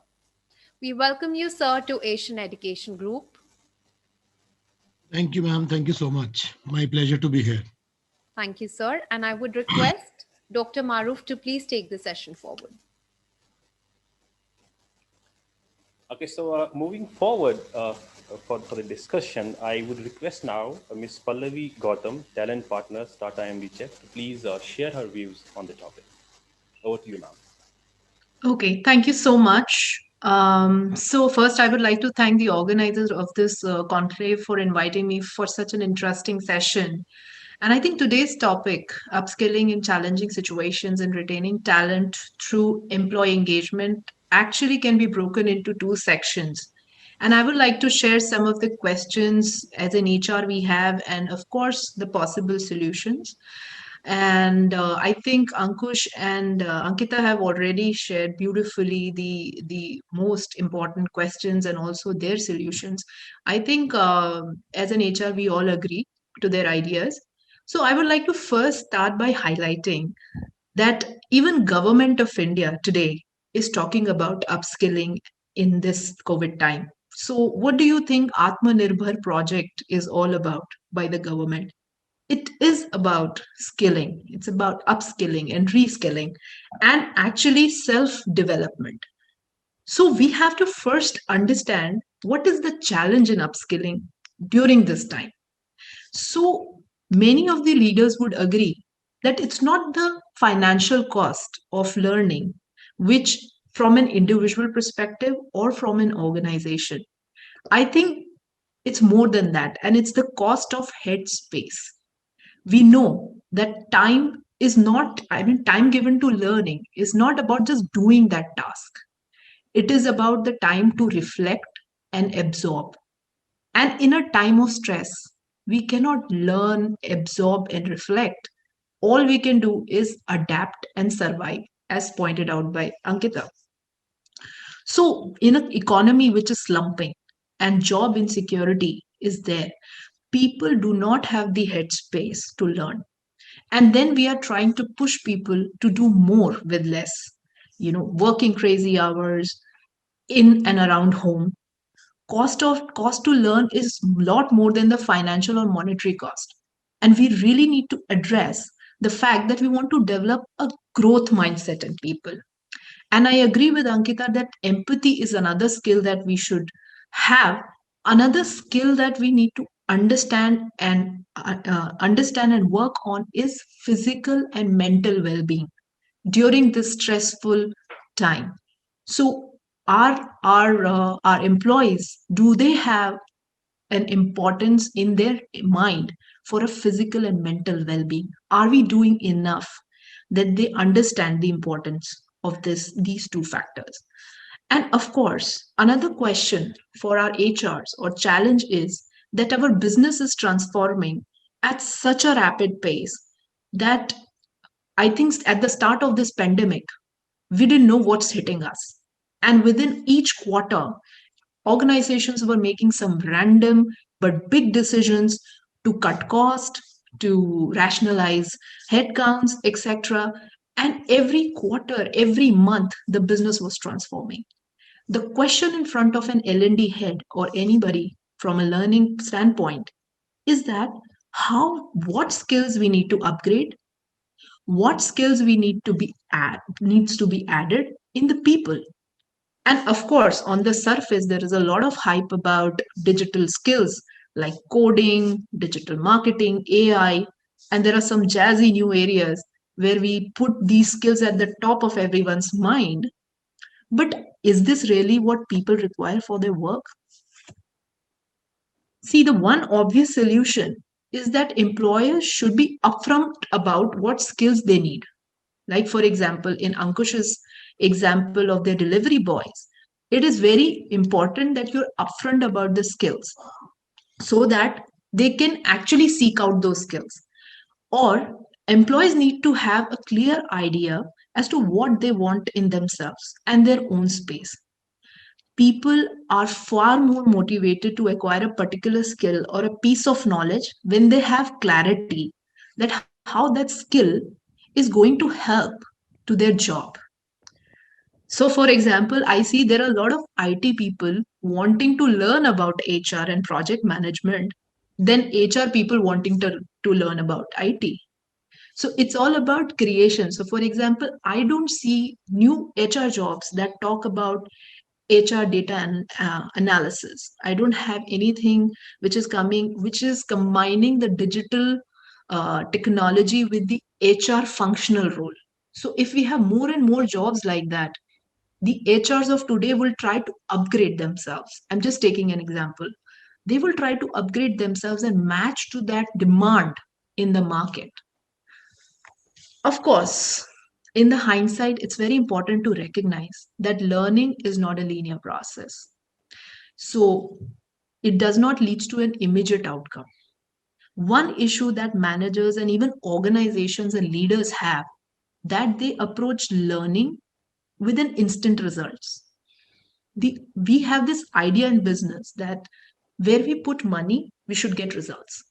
But with people, with humans, this is not so cut and dried.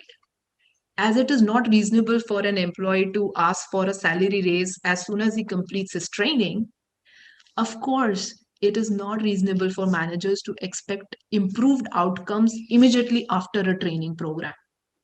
We need to change this idea in managers' heads that A leads to B and we will get it done in quarter. That's not how training and learning with humans work. I think a more realistic and robust timeline should be during this pandemic time, should be at least 6 to 9 months, wherein we should collect data, track outcomes, and also finding link to our upskilling initiatives. And of course, do a long term record and prove the effectiveness of upskilling, both from an organization and individual perspective. I think now I have talked about from an organization's perspective, but now I'm going to talk about as an individual, you and me, students. I think there are 3 steps an individual should take to deal with the obstacles to their learning and upskilling. First of all, you need to realize that when can you carve out time for your learning?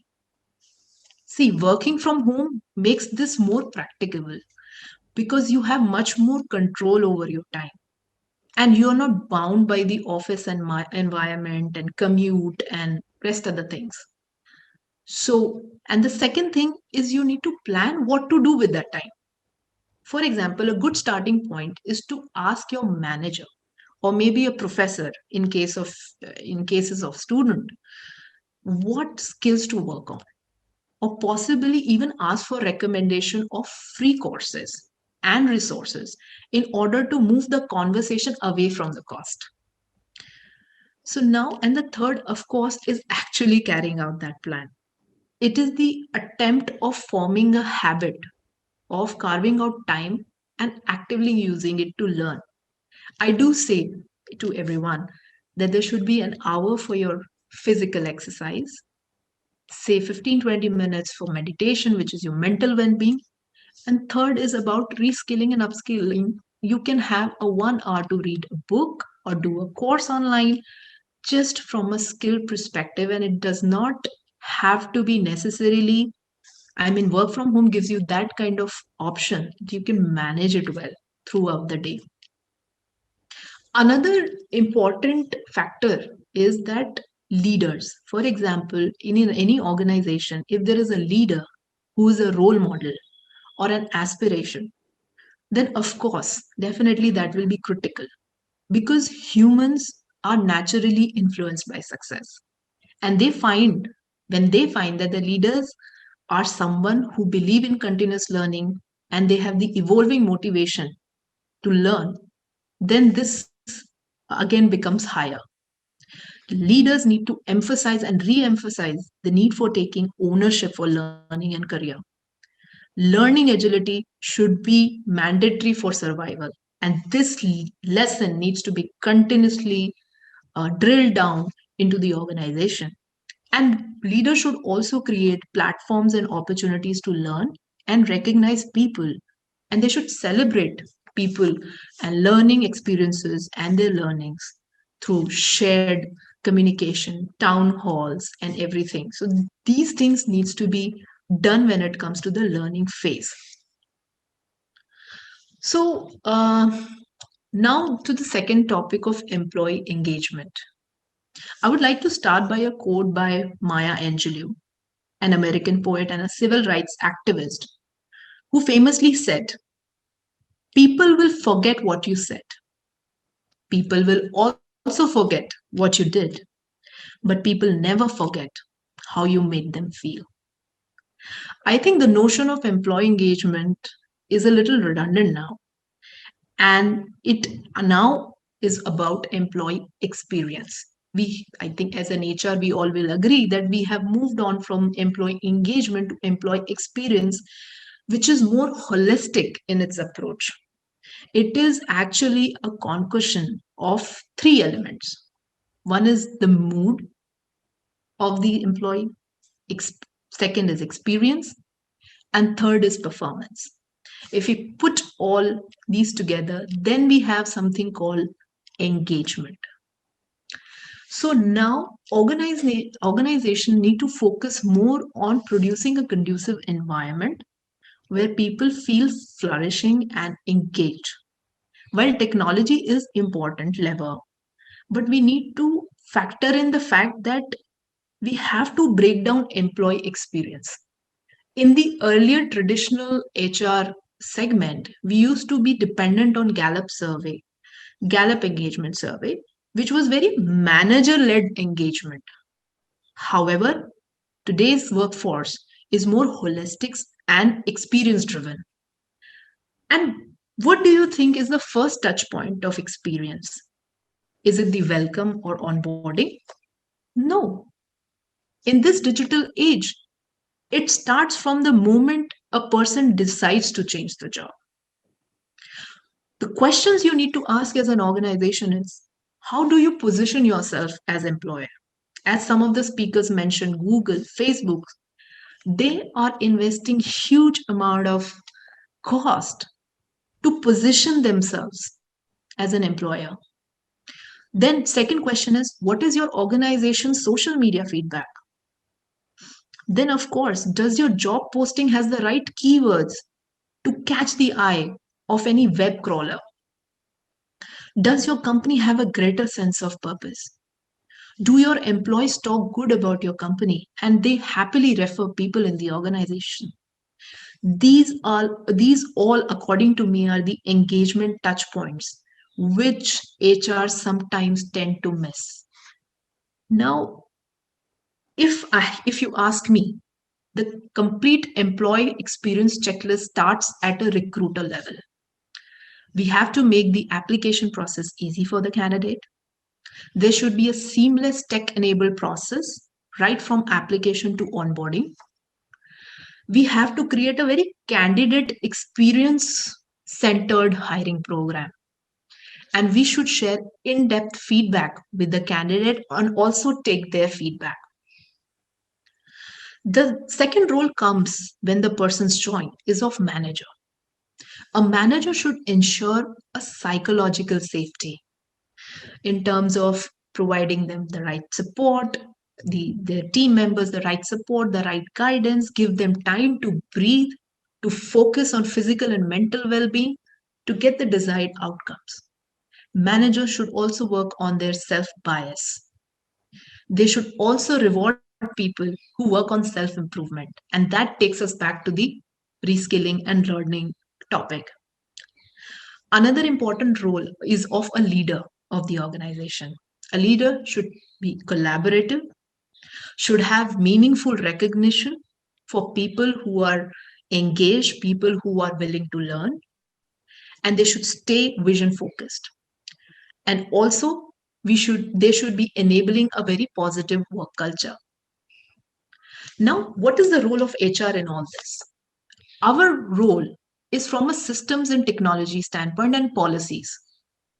The first principle of employee engagement or employee experience is, first of all, understand your employee.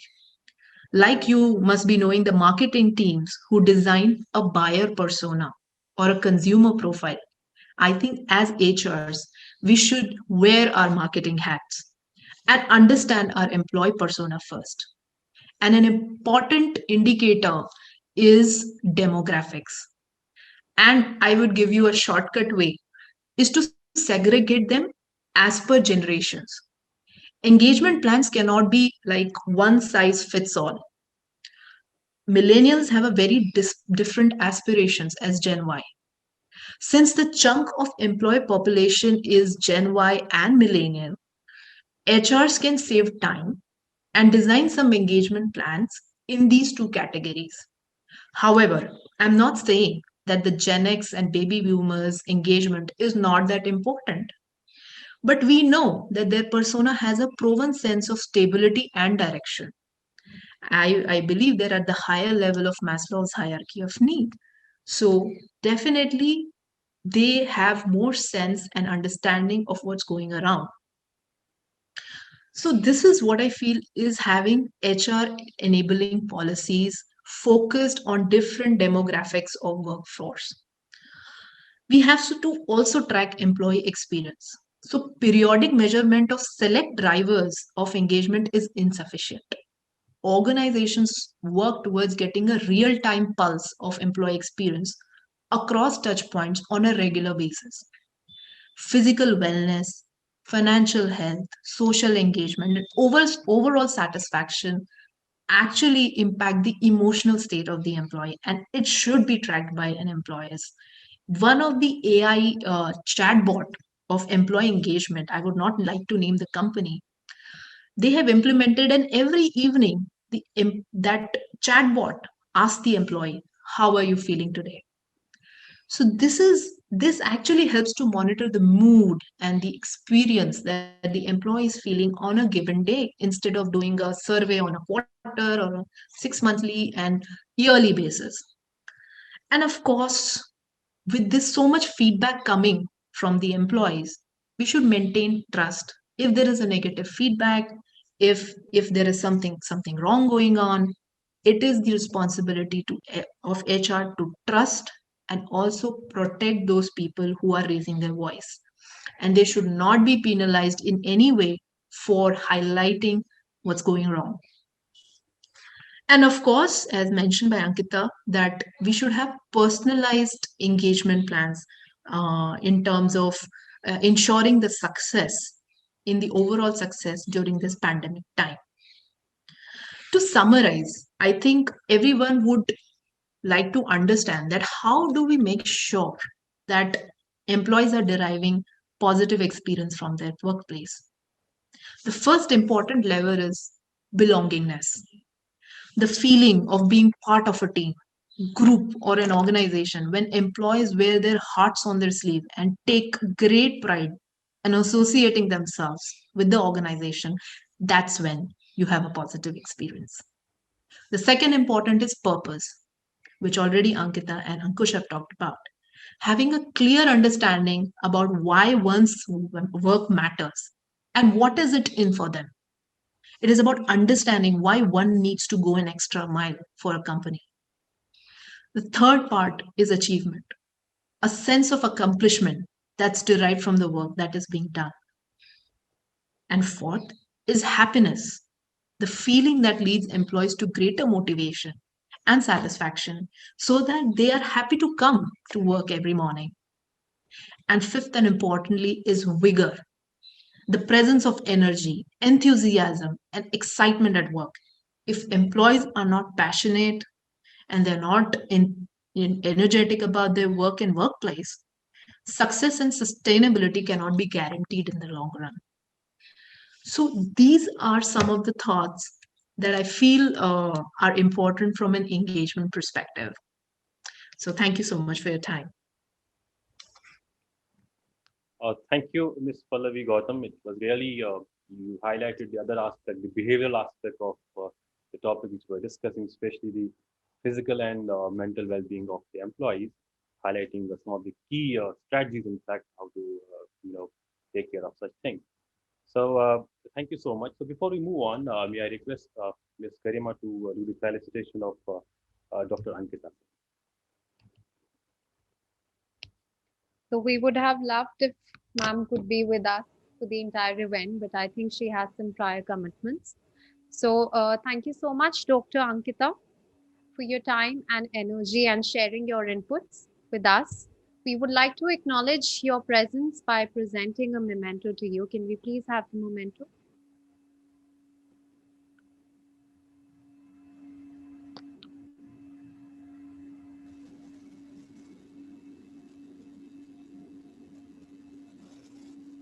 Thank you so much once again, Dr. Ankita, and we look forward to a continued association with you.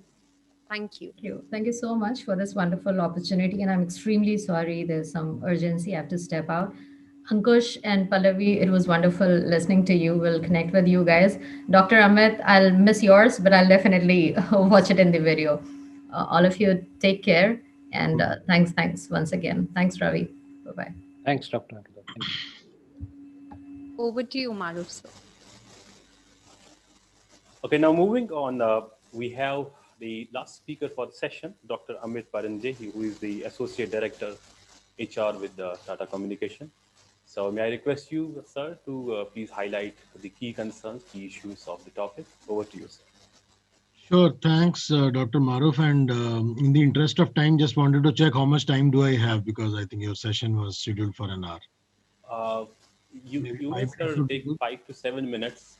Perfect. That's fine. Perfect. That should be fine. Okay, great. So hello everybody. I mean, thank you once again for inviting me today. And I think I had the privilege to hear Dr. Ankita as well as Pallavi. So I think they have said it all, and I missed hearing Ankush. Uh, Sorry, I had a previous call to attend. So, anyways, I think because most of it has been already said, so I just thought I'll just summarize, it into a few words and try to contextualize the overall, attributes towards this topic. So, you see, if learning and development or employee engagement is not new. Everybody knows that, and it has been moving on since ages. The only thing is that the learning styles have got changed and the learning requirements have got changed. So if you look at the kind of business transformation that's happening from so many years to go, the reach, the data, the availability to the learner, everything has grown multifold. Also, the kind of skills that we used to have to attempt to a particular activity have also grown up. So because it's a digital era and people are talking about different things, pace of completing activities, so in that case, to just match up that pace and also to grow on technology, because everything is now technology driven, it becomes very, very important for us to embrace that new change asap. Now for doing that, of course there were different avenues available earlier also for learning, but pandemic taught us another way as to how could you remotely capture such learnings and again go ahead, because we were traditionally tuned to sitting in the classrooms, attending 2 days 3 days of workshops, and then it was for the first time that you have somebody, you're hearing somebody on the camera, and therefore you have to go ahead and grab the learnings as much as possible. So the entire ecosystem accordingly has changed.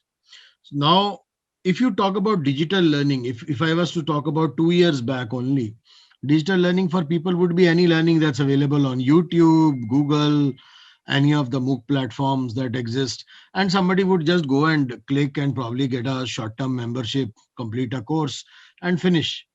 Now that was more of a single mode delivery, which is wherein you have already a recorded session wherein you are attending it, doing some assessments at the end of it, and it closes.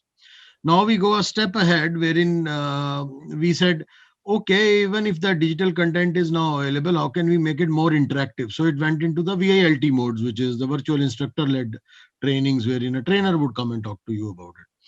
Now in this entire scenario, the impact is that the learner remains the same, and of course the instructor remains the same. How would you, and of course, as people have said, there are two units, there is an organization, there is an individual. But you understand from the basics of mathematics, when we talk about when there are two circles intercepting each other, you see a common area. And that's, so if one circle comes from the organization and the other circle signifies the individual, then what is that overlap area between the two circles intersecting is the area that we need to actually focus on. Because you see, there can be a lot of learnings. I as an individual can enroll to number of courses, I can be doing university courses, whatever I want to do. That's my individual liking. I may like to become a coach, I may like to become maybe learn about blockchain, I may want to learn about cloud. That's perfectly my own individual interest. On the other hand, the organization also wants me to pick up the skills which are more attuned and oriented towards my day-to-day job work. So how can you really marry the two together is where you'll have the employees interest areas coming in from. So if so if I am in the HR field but my interest lies somewhere else, my entire aim is to shift from HR to some other domain after 1 year, and I want to do those courses. Of course, if somebody is trying to align me with some of the courses in the same domain, I may not be that much interested. So that's the role wherein the L&D or the employee engagement teams come from. So there needs to be a platform that people are able to speak up and talk about what are their interests, what do they want to do, and their learnings have to be aligned. Because as I said, digital world, everything is available. I mean, if I really create a digital university and tell people, you know what, I've got 40 platforms on this, you can go ahead and pick up any of the 10,000 courses available. An individual is supposed to get lost there. He will log in, he will say so much of it, he puts one keyword, he gets 40 courses. Now, whether does he go for a one-day one or whether he goes for a 6 months one, who decides? So that's where the levels of proficiencies come. What is it required for him to do for the kind of job he's working on? So if his job role demands that he has to be at a basic level or an intermediate level or an advanced level, then accordingly there should be some mathematics that should push him the intelligence, saying, boss, for this kind of a job role, this is the role based curriculum that you could follow. Now that he knows that this is the depth that he needs to go and those are the topics or the skills that he needs to pick up, he could then go and invest some more time in the skill based academies that you can create for the employees. And that's where you will see some automatic interest coming up, because majority of the times the individual is so much so into his daily routine that he would come back and tell you, I really don't get any time to even think of where do I do my individual development and how do I really pick up the skills. So that's where the role of an L&D or a HR professional comes, that you create such an environment that there are skill-based academies, there are role-aligned academies, and there are curriculums that people have already laid out and defined for you. And then you can actually stitch those curriculums, those levels to the next levels. So let's say, for example, I'm into a technical role and I want to do some technical certification at a basic level. Now I have been asked to do it an intermediate level. What happens if I do advanced certification as well? So will I get a career goal linked with it? Can I become from a junior technology consultant to a senior technology consultant? How is that really spanning out in my whole journey with the organization is again something that HR can really link it. So believe me, this is a complete circle in itself. Nothing stands individual. So upskilling, learning, and again linking it with the growth, and then of course with the outputs that it brings to the organization are all part of the same circle. So they don't stand as they may be implemented as different teams internally in the HR department, but it's all part of the game. If you don't do the engagement with employees, if they're not physically and mentally properly aligned, and if they are not very much at peace, no new learning can happen. If I make you sit on a busy national highway wherein every 2 minutes there is somebody coming and there are barking dogs and everything happening all around, and I give you a book and I tell you, please learn this chapter in one hour and come back to me, you'll never be able to do that. You have to have that congenial environment. And there is where you have to also work on another segment of people, which is called managers, because they are the HR agents internally. And those are the guys who have to actually then make sure that while this guy is attempting for an upskill, they don't come back and tell him, oh, hello, I think skilling is something you can always do that. Let's go ahead and attend a customer meeting or something else, which is distracting. So there has to be a particular time slotted. There has to be a proper, discussion done at all managerial levels, that this is the goal plan. And therefore the buy-in and the sell-in to all the managers at the middle levels and all the vertical leads has to be done well in advance, that this is where we want to go as an organization. Those are some of the skill sets which are required. This is the current state of people that we have today. So many people will have to go from level X to level Y and level Z. And therefore, these are the plans laid out for that. And this is not out of the world. This is not something which is supposed to be done at a free time. This is something which is part of the job. It's very, very important. And that's where, you link the interest levels as well as the need for the people who are actually consuming that learning. Also, somebody said, I heard, it's very, very important that this learning is also translated into a result. So it's time, I think, and I believe now most of the organizations are talking about the data analytics on HR. So how many trainings did you do? Who certifies whether the training has resulted into the right kind of outputs that were required? Are we doing post-training skill surveys with the managers? Are they saying that, yeah, this guy was actually lacking into XYZ skills and now his performance has grown double or whatever it was, aimed at? And if we really do all of those activities, then it particularly, transforms. So it's like business people transformation to business transformation. So it's a journey. So unless and until your people are transformed, you cannot have transformed businesses.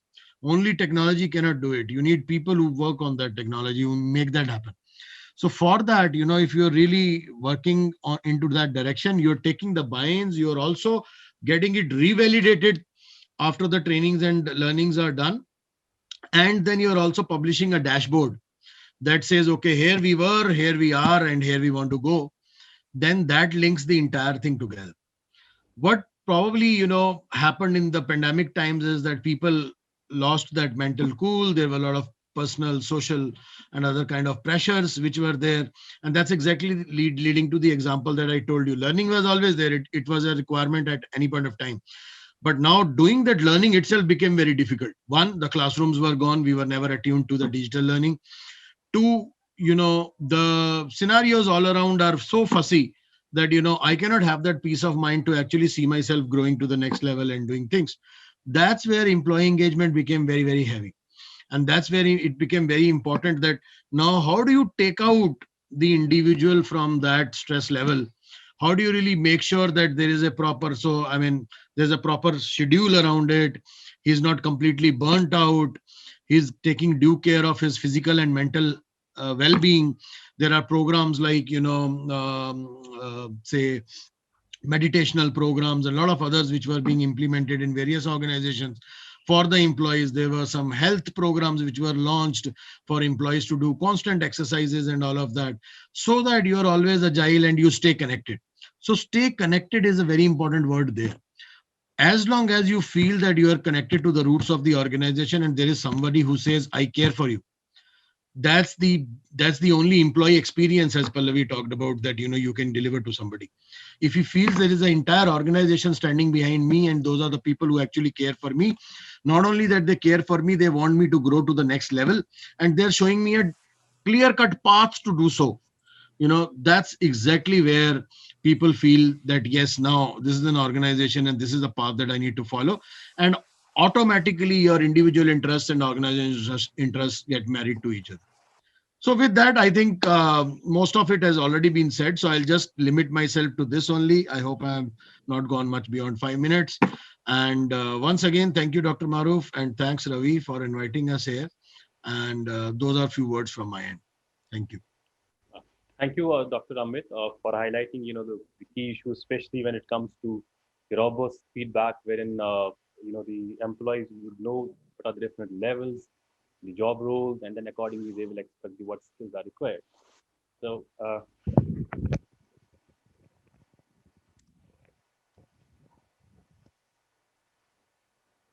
okay, so I hope I'm audible. Yeah. So, yes. So, moving ahead, though, we have a lot of questions. I can see number of questions are there, but then we are short of time. So we'll take only one question for one guest, and then we will end to the session. So the first question is to Mr. Ankur. So the student has asked that, sir, how do you see Grofers the scope of enlargement to the rural and the urban, in addition to the urban areas, the rural areas and rural areas where the reach is not there. So what are your plans for that? So till about 1.5 year back, we were operating in pretty much mostly the big cities, and our expansion is based on the usage of smartphones and the willingness of people to buy something like grocery online, right? So whenever we enter into a new city, whenever we invest into a new city, these are 2-3 things that we do as a diligence before we make investments. Having said that, we also realize that one way of looking at expansion is to move into the satellite towns. Like, for example, if I'm operating out of Kundli, where my warehouse is, which is near the Delhi border, which is servicing the entire Delhi. So I've expanded into the tier 2 cities like Sonipat, Karnal, Panipat, on that build. One of my warehouses is in Dasna, which is serving Noida. So I have ventured into Aligarh, Muradabad, Hapur, that kind of build. So expansion is definitely on the cards, and we will continue to expand. But few things that we will be very cognizant, and this is purely from a cost ROI point of view, that grocery is one such segment where while there may be a penetration of smartphones, there may be usage of smartphones, but what is the comfort level that people have in rural areas to buy grocery online, right? So that mindset, if we have to change it, that mindset will change slowly. So we will not kind of suddenly have a bombardment of expansion that today we are operating in 30 cities, 6 months down the line we are in 300 cities. Not that kind of expansion, but we will slowly but gradually penetrate deeper into the semi-urban or the rural or tier 3, tier 4 cities. Thank you, sir. We have a question for Ms. Pallavi Gautam.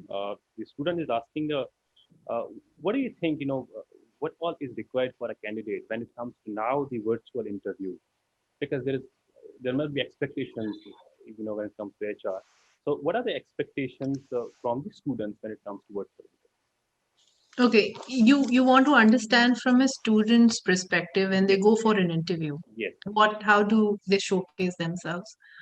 See, it's very important for any student, first of all, is to do not follow any kind of straight jacket answers. I'm sure Google and all kinds of coaching and learning courses may give you a lot of knowledge, and there is an information overload on how to handle an interview.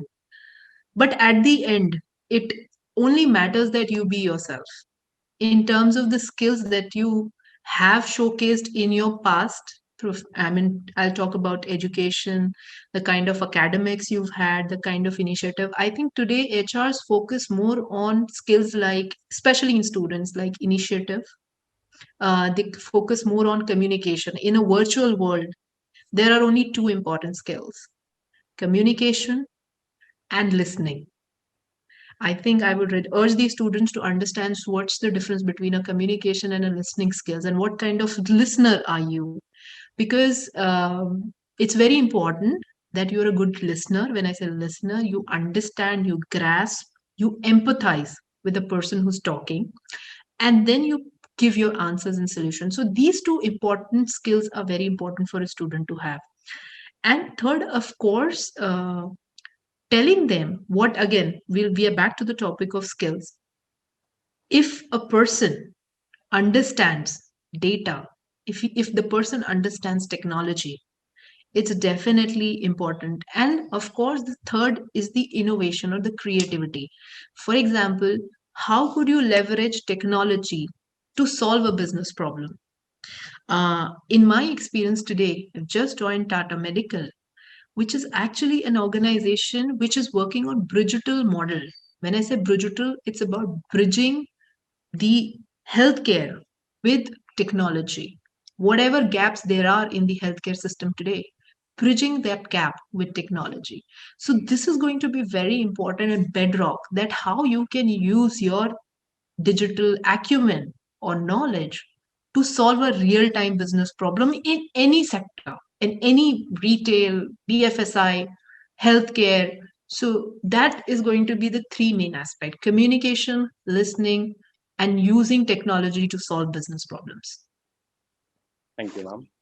So we have one question for Dr. Amit. The student is asking, when we join in a company, how do we achieve something called as work-life balance? I mean, how do we enhance, which will ultimately lead to enhancing the productivity? So what all skills are required, for an employee?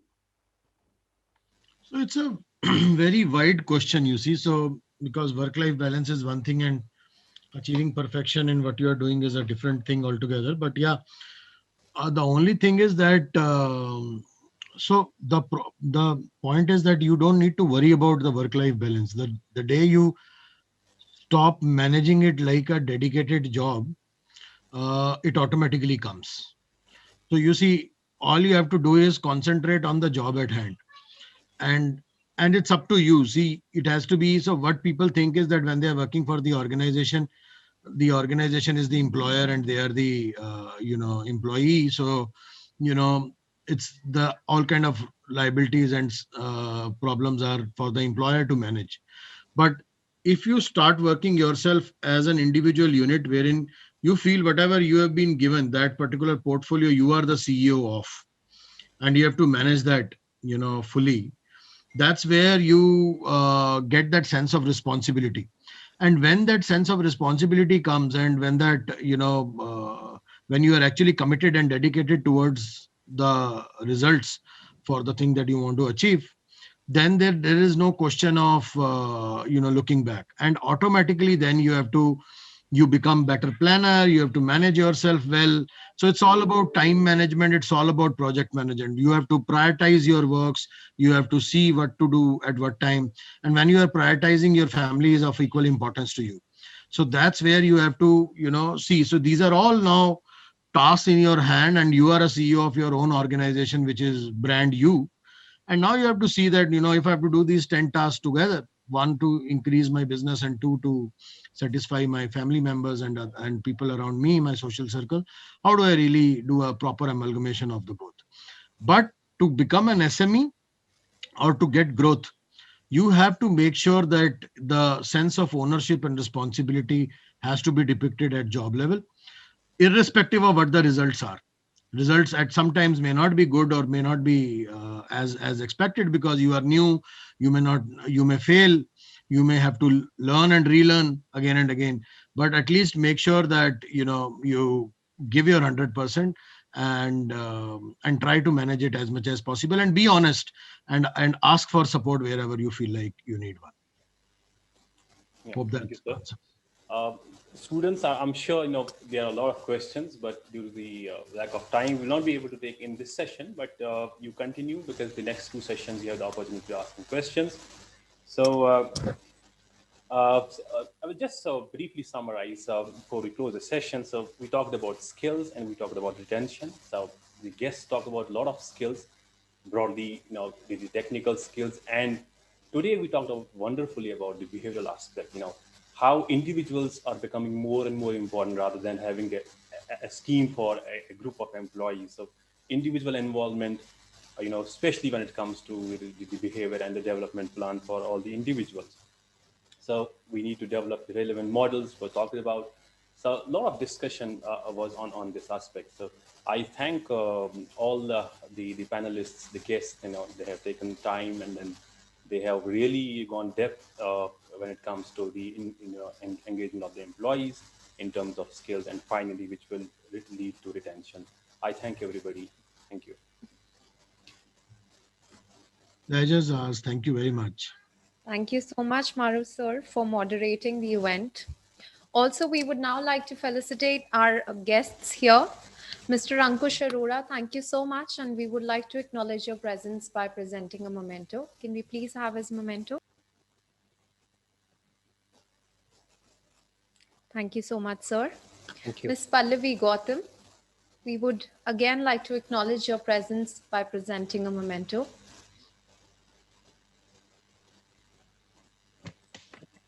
Thank you so much.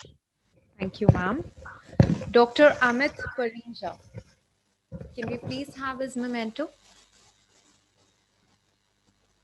Thank you so much, sir. Thank you, ma'am. Thanks a lot. I would request Dr. Shweta Batra, Dean Examinations, Asian Education Group, to please present the vote of thanks. A very good afternoon to all the guest speakers, faculty members, and dear students. It is a privilege and a great joy for me to extend the vote of thanks to all those who have contributed in one way or the other to make this panel discussion a success. Ladies and gentlemen, the directors of Asian Education Group has been the driving force behind this whole process. Their vision, interest, and motivation has once again culminated in another success story. I wish to thank all the three directors for the support and trust they have shown in us and helped us in making this conclave a virtual reality. I would like to thank Mr. Ravi Sharma, Dean CRC, for formulating and organizing such an insightful conclave in a most fruitful manner and inviting such eminent personalities as speakers of the day. I wish to thank Dr. Maruf Ahmed Mir, Dean Asian School of Business, for moderating the panel discussion in such an efficient manner, helping the audience get the most out of it.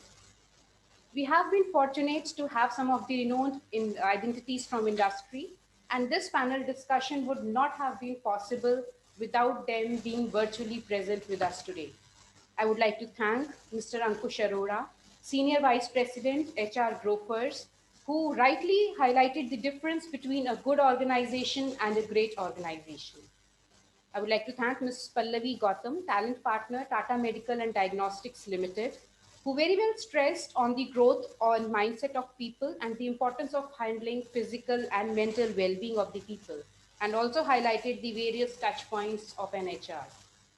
I would like to thank Dr.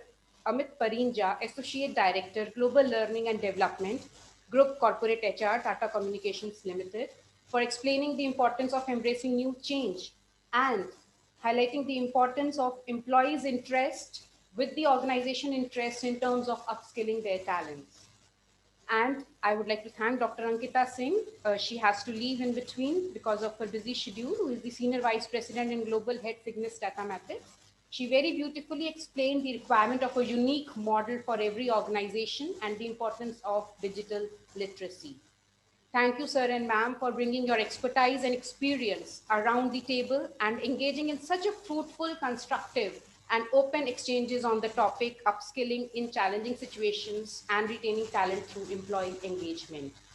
We understand that you have taken out time from your very important schedules to contribute to this conclave. Thank you for your invaluable contribution. I also acknowledge the contributions of all those who have attended this panel discussion and gained knowledge from the eminent speakers present today. I'm sure whatever is discussed here would have direct implications in the future, and the interest and enthusiasm you all have shown is indeed a good sign of learning and upscaling your skills. Finally, let me acknowledge the IT team and administration team who have worked behind this conclave to make it successful. Thank you so much. Thank you so much, ma'am. All the members, panelists, and our dear students who were here to learn today. And I request all of you to please stay connected for our next session to start in a couple of minutes. Thank you so much once again. And with this, we close down our first panel discussion. Thank you so much. Thank you. Bye. Thanks a lot. Bye. A very good afternoon, everyone. I would like to welcome you all in this very interactive session. The theme for this panel discussion is Road Ahead for the New Norm. It is our privilege that today we have amongst us our esteemed guests and eminent speakers of the industry to enlighten us with their gracious presence. Our first panelist is Mr. Rahul Kapoor, Vice President HR, Kotak Mahindra Bank, Director and CEO to Fido Budgetary Education Private Limited. Mr. Rohit Kapoor is a result-oriented professional with over 18 years of experience across leading banks like ANZ Grindlays, Citibank, Standard Chartered, Barclays and Kotak Mahindra Bank, entailing revenue expansion, wealth relationship management, premier priority banking with complete profit center accountability. He's a top performer who has been instrumental in building businesses from scratch, conceptualizing processes, and a proven leadership track record. He has also an exposure of handling large team revenues, risk, and operations management. We welcome you, sir, at Asian Education. Our second panelist is Mr. Aditya Pal Singh, Head Talent Acquisition India, Informatica. Mr. Aditya Pal Singh is a talent acquisition professional with a progressive career in multicultural and metrics environment. He's having specialist and functional skills that have been proved over 19 years, spanning the entire gamut of talent acquisition, with a blend of working in both consulting and MNC organization and a career span predominantly focusing on talent acquisition globally. He has designed and deployed talent acquisition strategy to meet the talent growth needs and then making sure that it is executed effectively.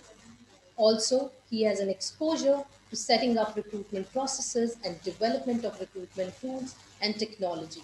To achieve all this, he has built and managed recruitment teams and enhanced recruiter capability by various interventions. Asian Education Group welcome you, sir. Thank you. Now, on the dais for this panel, we have Dr. Sunita Verma, Dean Student Welfare, Asian Education Group. Dr. Sunita Verma has done her doctoral research in the area of employee engagement from the School of Business and Management, Jaipur National University. She's a postgraduate in HR and marketing and UGC net qualified in labor welfare and industrial relations. She's also a degree holder in commercial secretarial practice from Commercial Secretarial Institute, Delhi. Dr. Verma has an experience of more than 12 years in corporate and academics. On the corporate front, she was associated with MPS, Vodafone, Tata Indicom, and Cottage Emporium. Welcome, Rima. We also have with us Ms. Priyanka Srivastava on the dais, Head HR, Asian Education Group. Ms. Priyanka is a competent professional with 13 years of experience in the entire gamut of HR. She has a great exposure on recruitment and selection, talent management, employee engagement, performance management, performance analysis, and HR operation. She's also a certified ISO internal auditor. Welcome, you, ma'am. Now, to proceed with this very interesting discussion, I would like to hand over the platform to Dr. Sunita. Over to you, ma'am. Thank you, Ruchita. Good afternoon, one and all. It gives me great pleasure to extend to you all a very warm welcome on behalf of the Asian Education Group and to say how grateful we are to all our experts for sparing their valuable time to share their respective insights on road ahead to new normal. Road ahead to new normal. The term new normal is actually an emphasized phrase used in a 1966 novel, The Moon is a Harsh Mistress, later popularized by the US presidential debate. An economic slowdown of China will gain utmost importance in the year 2021 was what we never thought of. Now, when we Google search this particular term as a new normal, you'll get an insight that new normal in each and every sector is gaining a new importance. In essence, we learned right in the beginning of any venture is that a new idea, a new outlook, a new technology, new resources, new machineries, new product is something a mandatory phenomena to stay active amongst competitors to lead the market positioning and to explore best opportunity in the competitive market. But now when we look back, it seems rather than exploring the opportunity, is the adaptation of the new normal which is required is for the survival. This new normal will lead to new ideas, new vision, new outlook towards workplace, work, and definitely workforce. Across the world, last 300 days, right from the January 2020, days have been the most challenging days, something never seen or experienced and never even thought of. And overnight transitions in the workforce, that is a physical presence of entire workforce was transisted into a remote setting. Gradual shift to the digital economy to stay relevant and moreover to survive.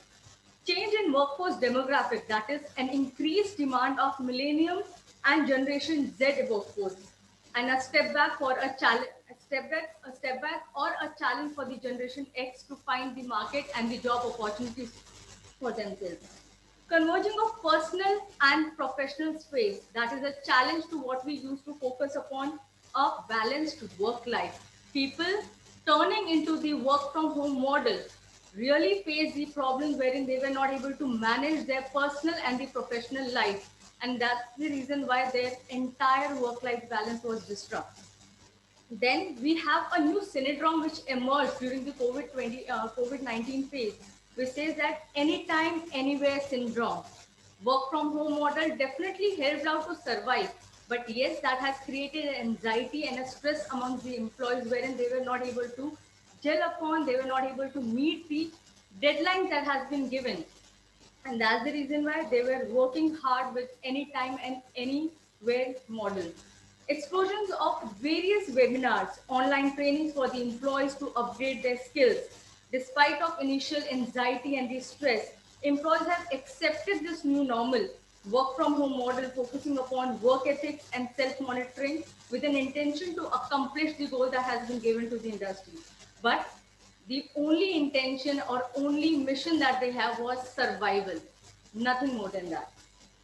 Then the problem which came was a severe impact of over the physical and the mental health of the workforce. This new normal was actually not that good to be accepted. Remote setup lead to turmoil in the emotional and mental health of the employee due to lack of socialization and engagement. Missing out on that short coffee breaks, popular coffee breaks, face-to-face meeting, initial what we say the initial celebration, socializing with the people, having that informal chit chat was something which was regular and keep the employees motivated.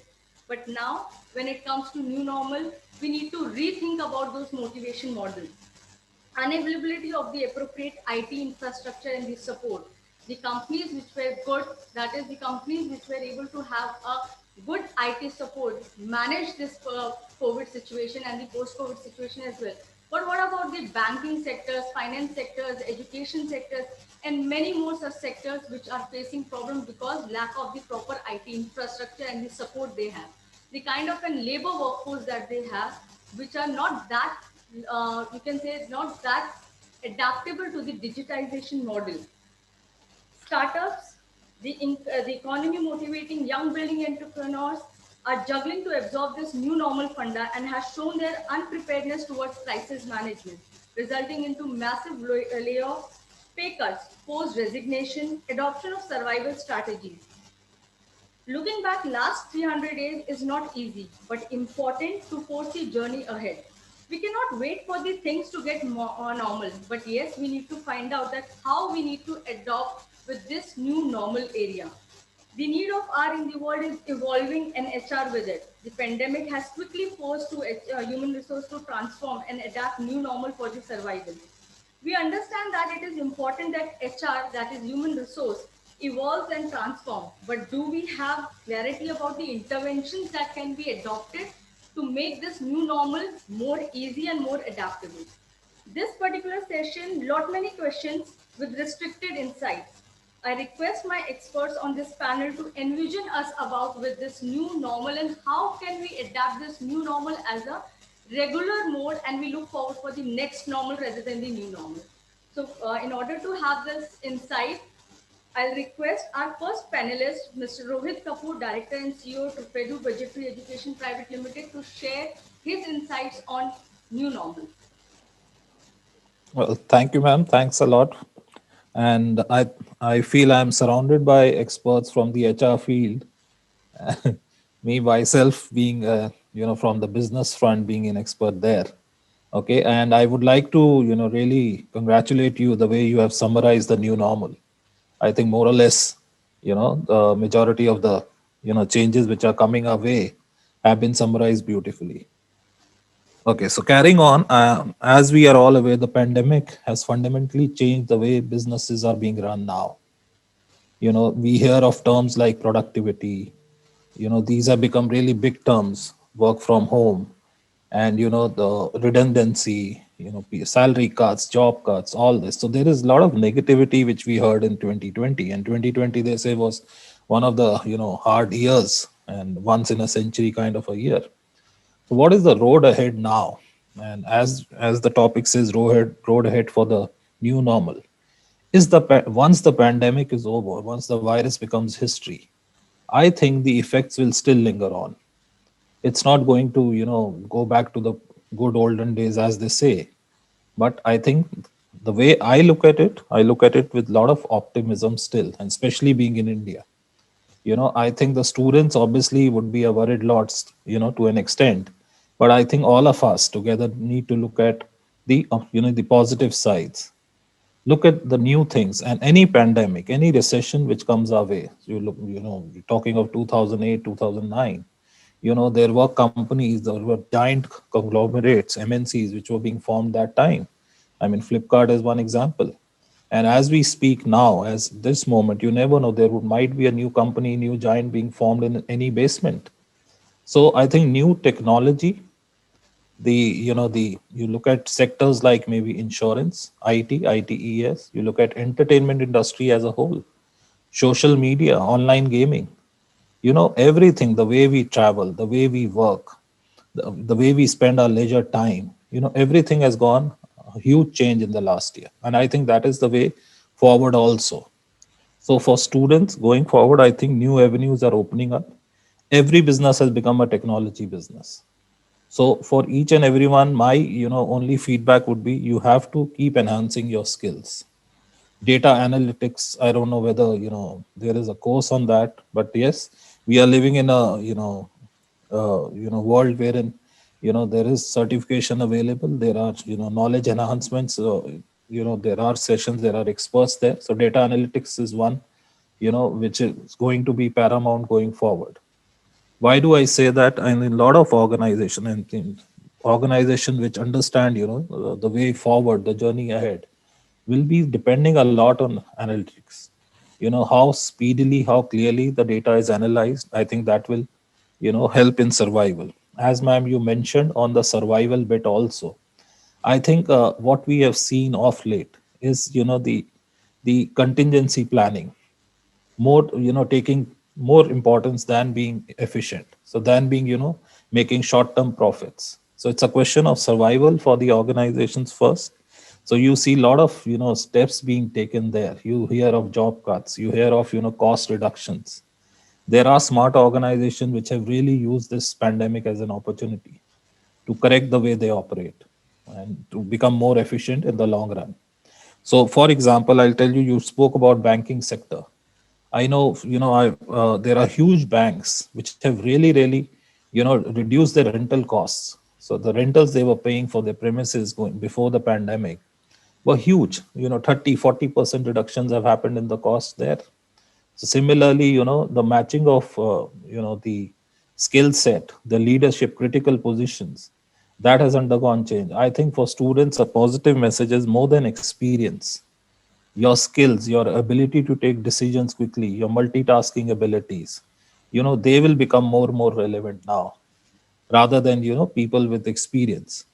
So you see new leadership roles being taken from people from new places all of a sudden. So that's gone undergone a change.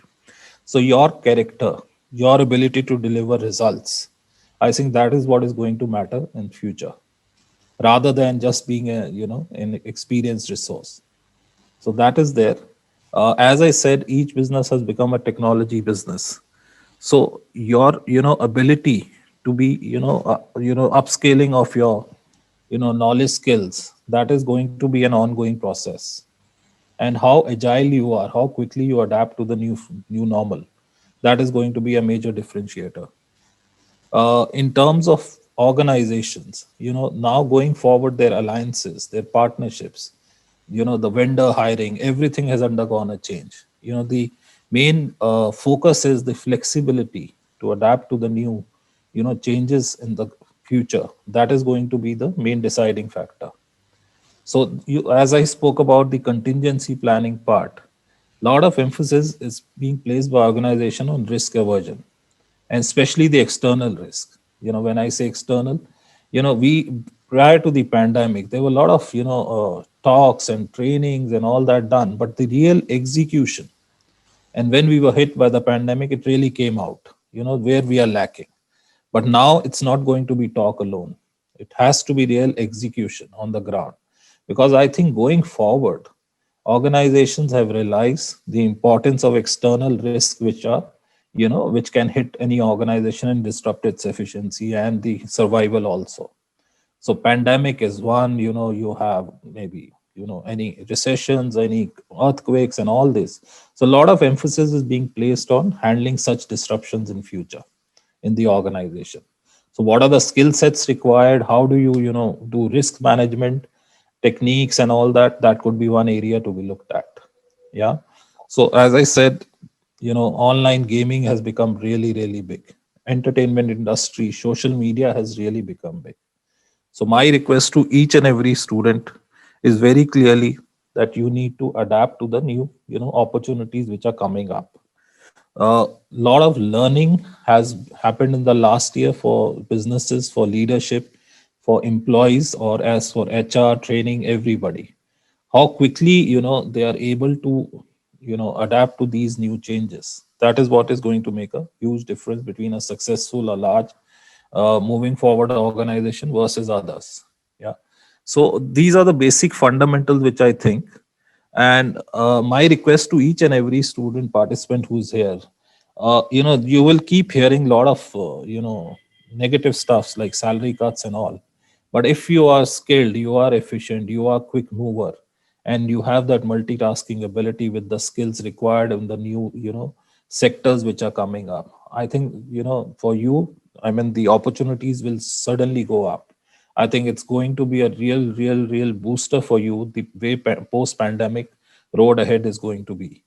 So I think the Asian business school which is there and the students, I think they need to be really on their toes, because opportunities are going to hit us big time. That is my personal view. So I look at it with optimism. As I said, in India, I think every the big MNCs are looking at our country for investments for running their businesses. IKEA is one example, surely.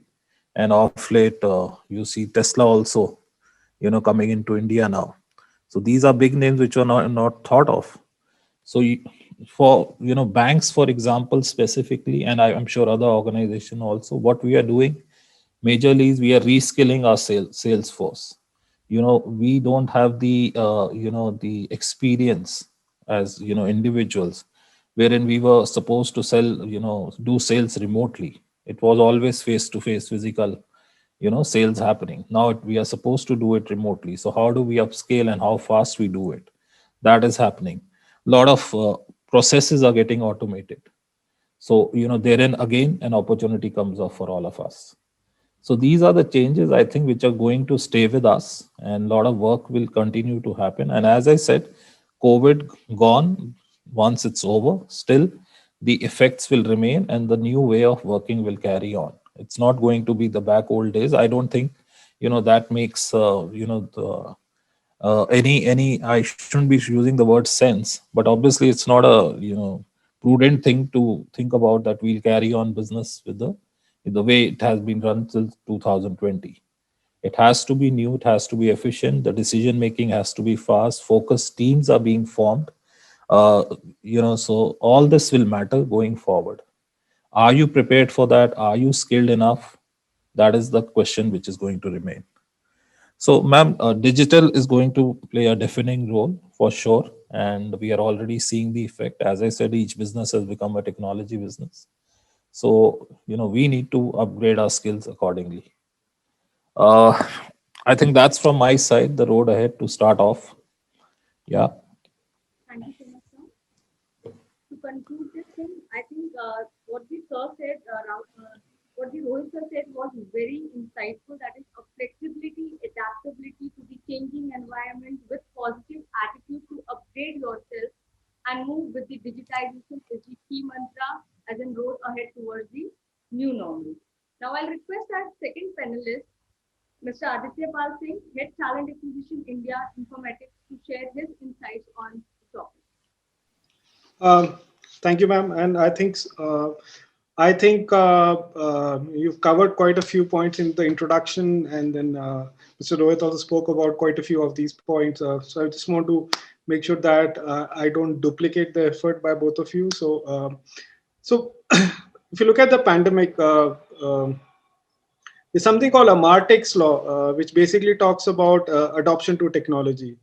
And a lot of the companies and a lot of places were not ready to adopt technology, and we were forced into it, right? So Martek's talks about your adoption to technology is this, and the technology speed is going at this. So there is a delta, and that's the gap. And a lot of people were caught napping during this phase, right? A lot of people realized moving this to virtual and few other places. So organizations moved faster, but then obviously adoption took more time as compared to various industries. A couple of areas which will be post pandemic and in current pandemic have become focus areas are one is your well-being, both physical and mental, which will play a very important part from an organization perspective, because now for a lot of us it's home and home office, right, both at the same time. So we've got into that phase. Remote working will be an area which will be a big boost. In fact, I wrote an article for one of the magazines because I see that location agnostic jobs hopefully should come up. This way, it will help get talent from other cities who don't want to move to those areas, and congestion in larger cities will become less. So you need not come to an office to get work done, right? There are a lot of work which need not require you to come to office, right?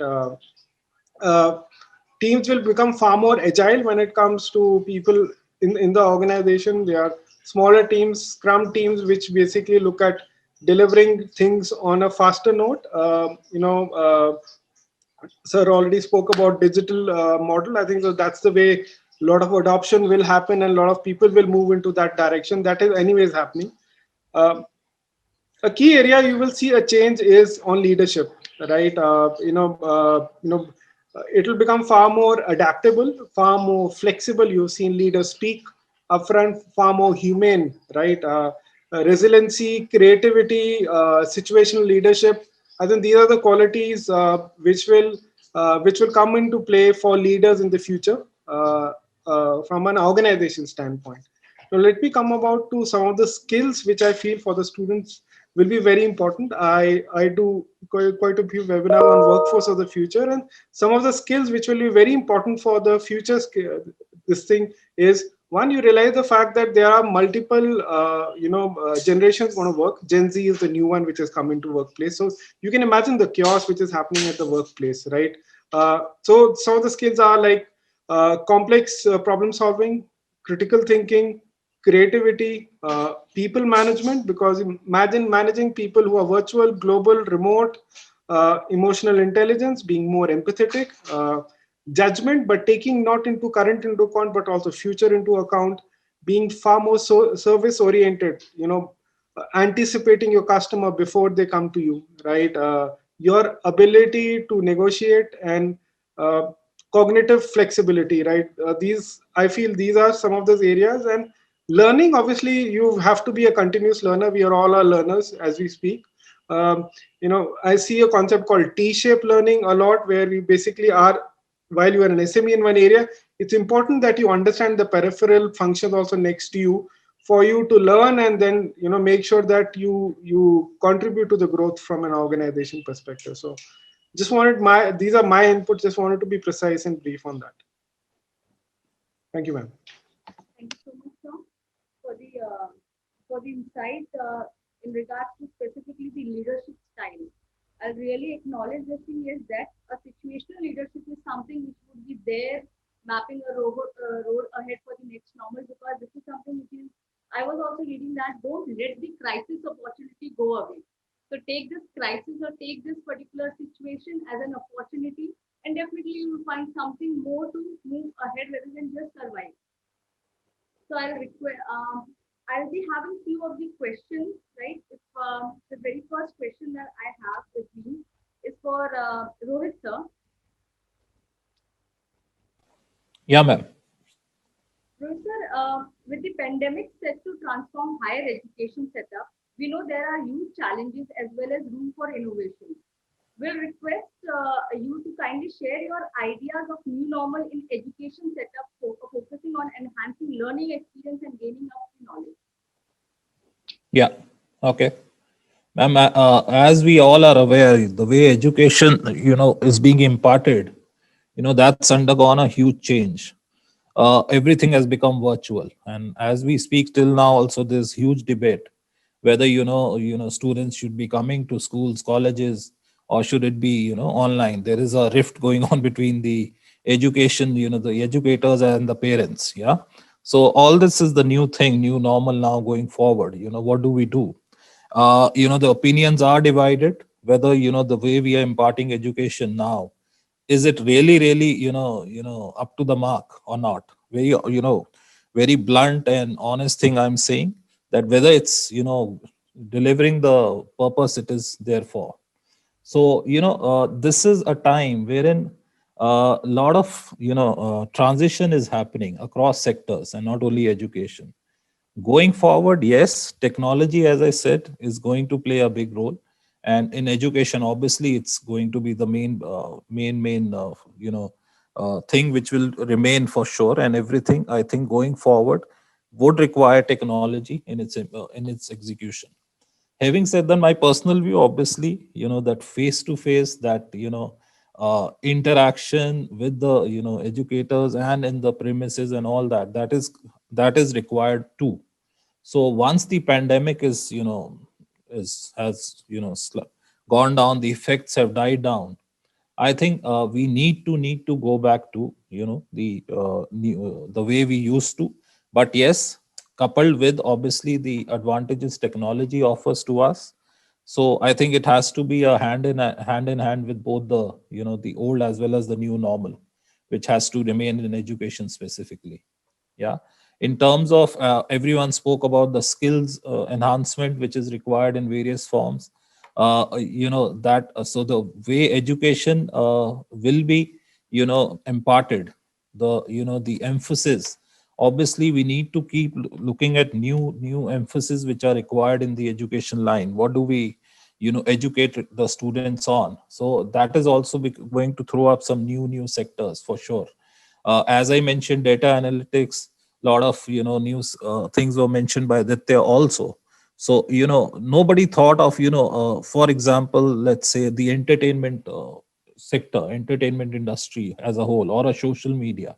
Suddenly they will become so big, so huge, and going forward, obviously. So our education has to think about what do we require to really bring focus, make people experts in these lines also. So India obviously specifically has a long way to go still, but as you mentioned, the opportunity, that is immense, huge. So every pandemic, as I said, throws up opportunities, and this also I mean, the initial feeling you get right now, yes, you will certainly you will see in the years to come new giants being formed in new sectors. So I think India obviously is very well placed for that. Our education sector, needs to, contribute. And I think government is supporting there also in a big way. So I think we are all set, and I remain an optimist for sure, in spite of this pandemic which has happened. And students, I think, the timing of their whatever, moving on into the corporate sector as and when they do, I think that should be in their favor more. So I would like to maybe soothe some nerves there in case there is some worry. I think they are very well placed, but yes, I mean the only catch is, yes, you need to upskill continuously, consistently. You need to be a learner, as Aditya mentioned. You need to be a multitasker for sure, because I think the organizations already, as I mentioned, productivity term, they are expecting more output from less people. So are you there up to that? So you need to remain agile. You need to be someone who is ready to take more stress, more pressure.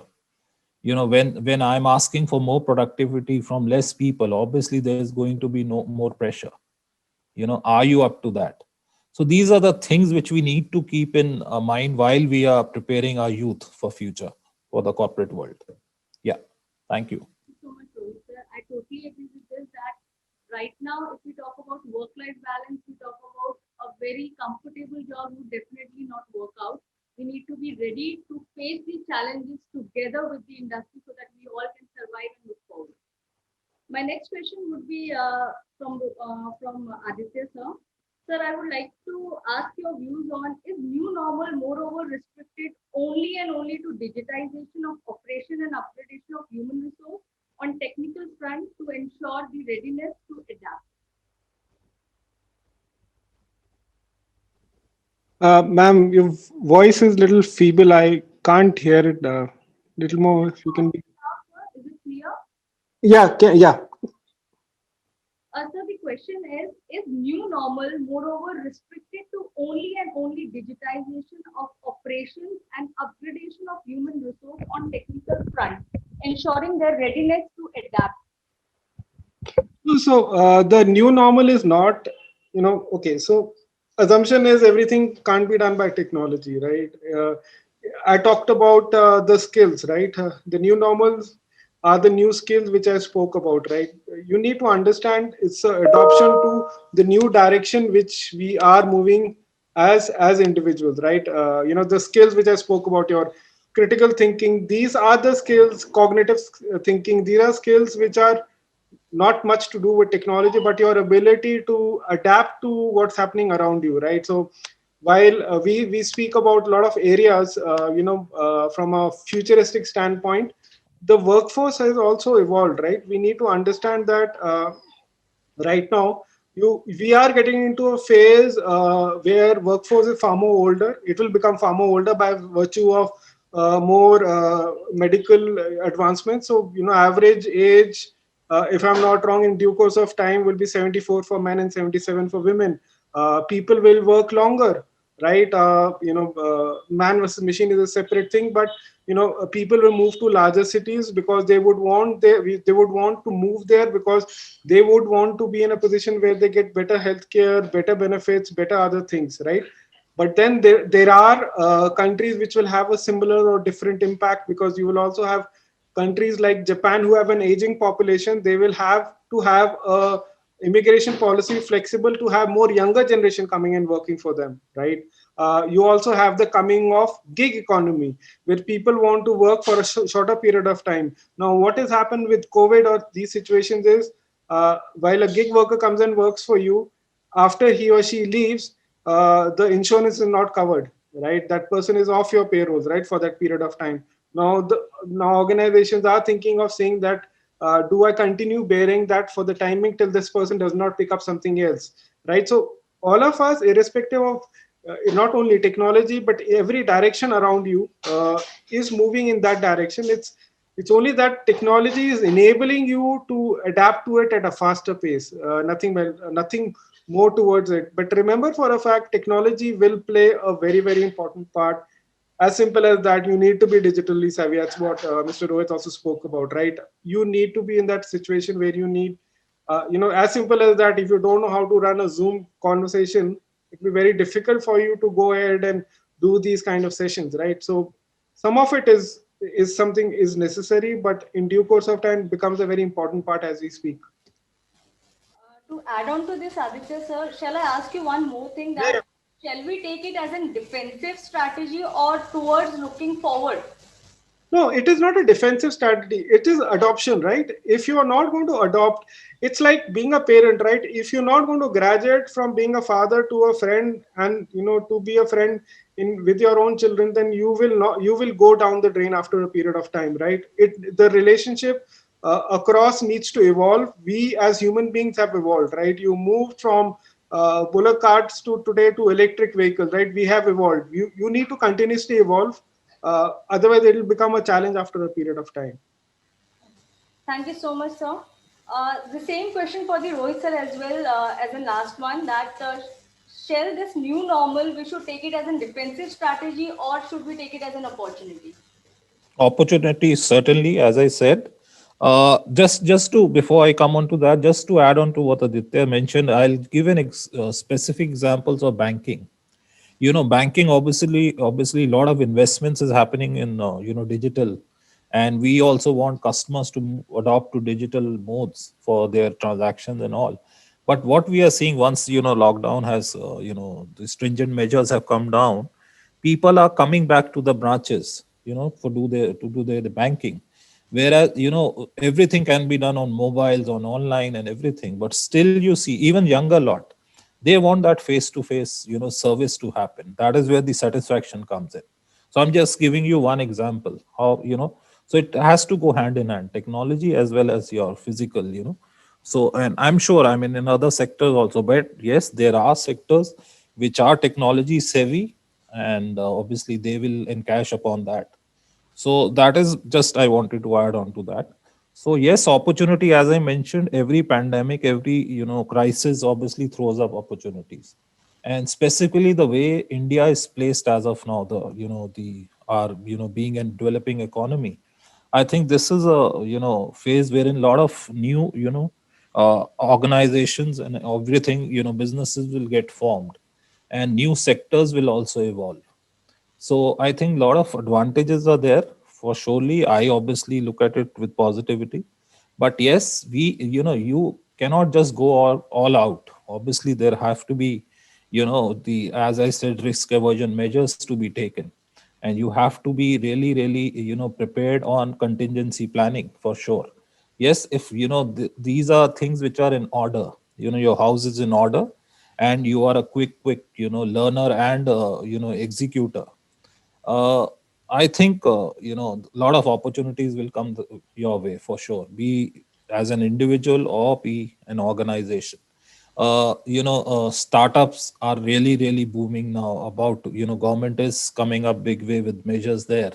uh, uh, Businesses are, as we form small teams, focus teams to execute, there are we are looking at businesses which are expanding their horizon across products, across sectors. It's not only you focus. You look at Reliance, for example, the biggest one.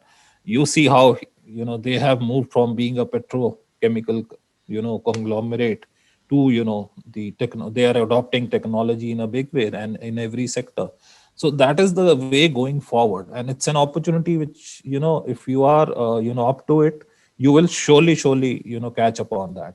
So I think I look at it for surely as an opportunity. Thank you so And much. there is no choice to be be a defensive player here.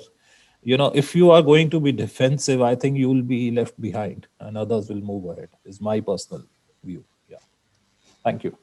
Definitely, sir. To grow, we need to take it as an opportunity because you do not have any other option with us. Exactly. Thank you Yeah. so much, sir, Aditya sir and Rohit sir. To summarize this, the future of the work, or what is being called new normal, is all about networking, virtual interaction, cross-functional and decentralized team, and newer skills and knowledge. Human resource role being the heart of the organization is to bring transformation amongst employees, making them more responsive and innovative to ensure survival and growth. Thus, decoding the new normal, that is mapping a road ahead, required redefine organization culture, HR practices, HR strategies, risk and challenges, relook communication model, training and development, leadership skills, infrastructure, and competencies of the employees, redesign employee health and mental well-being strategies, employee engagement plans, digitization and collaborative models, and reincorporate new strategies, new process, new role, new norms, and intervention with flexible mindset.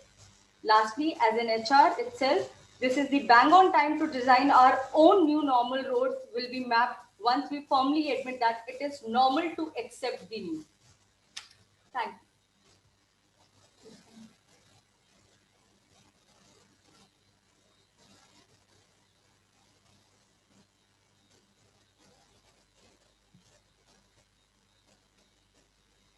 Now, before proceeding towards the vote of thanks on the behalf of entire Asian Education Group, I would like to present a memento to our esteemed guest speakers as a token of gratitude for their valuable presence.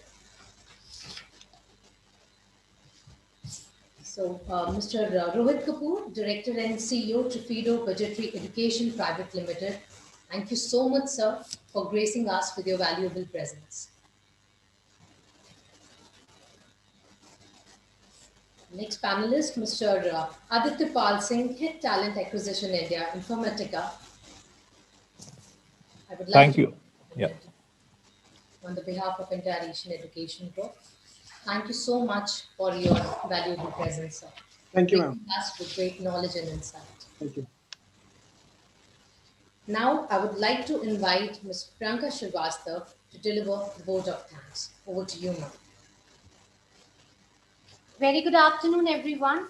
It's a great honor to propose the vote of thanks on the occasion of HR Conclave 0.2.0 Recalibrating Efficiency for Business Growth Role of HR.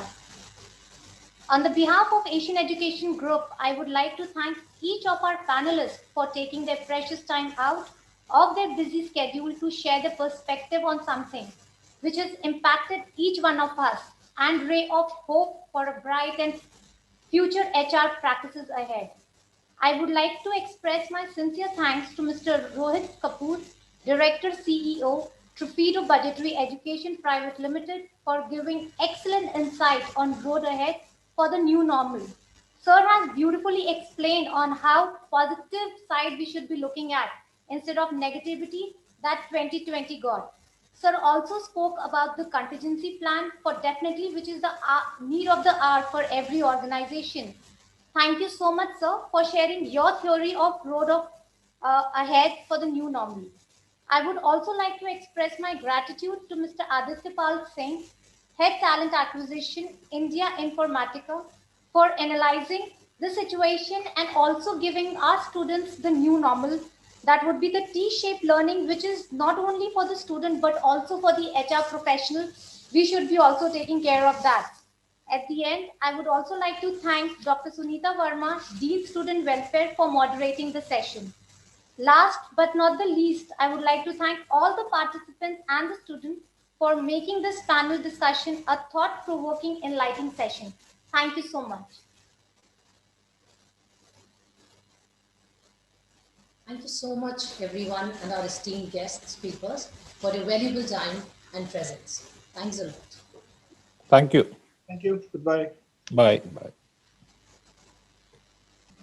A very good afternoon to one and all present here.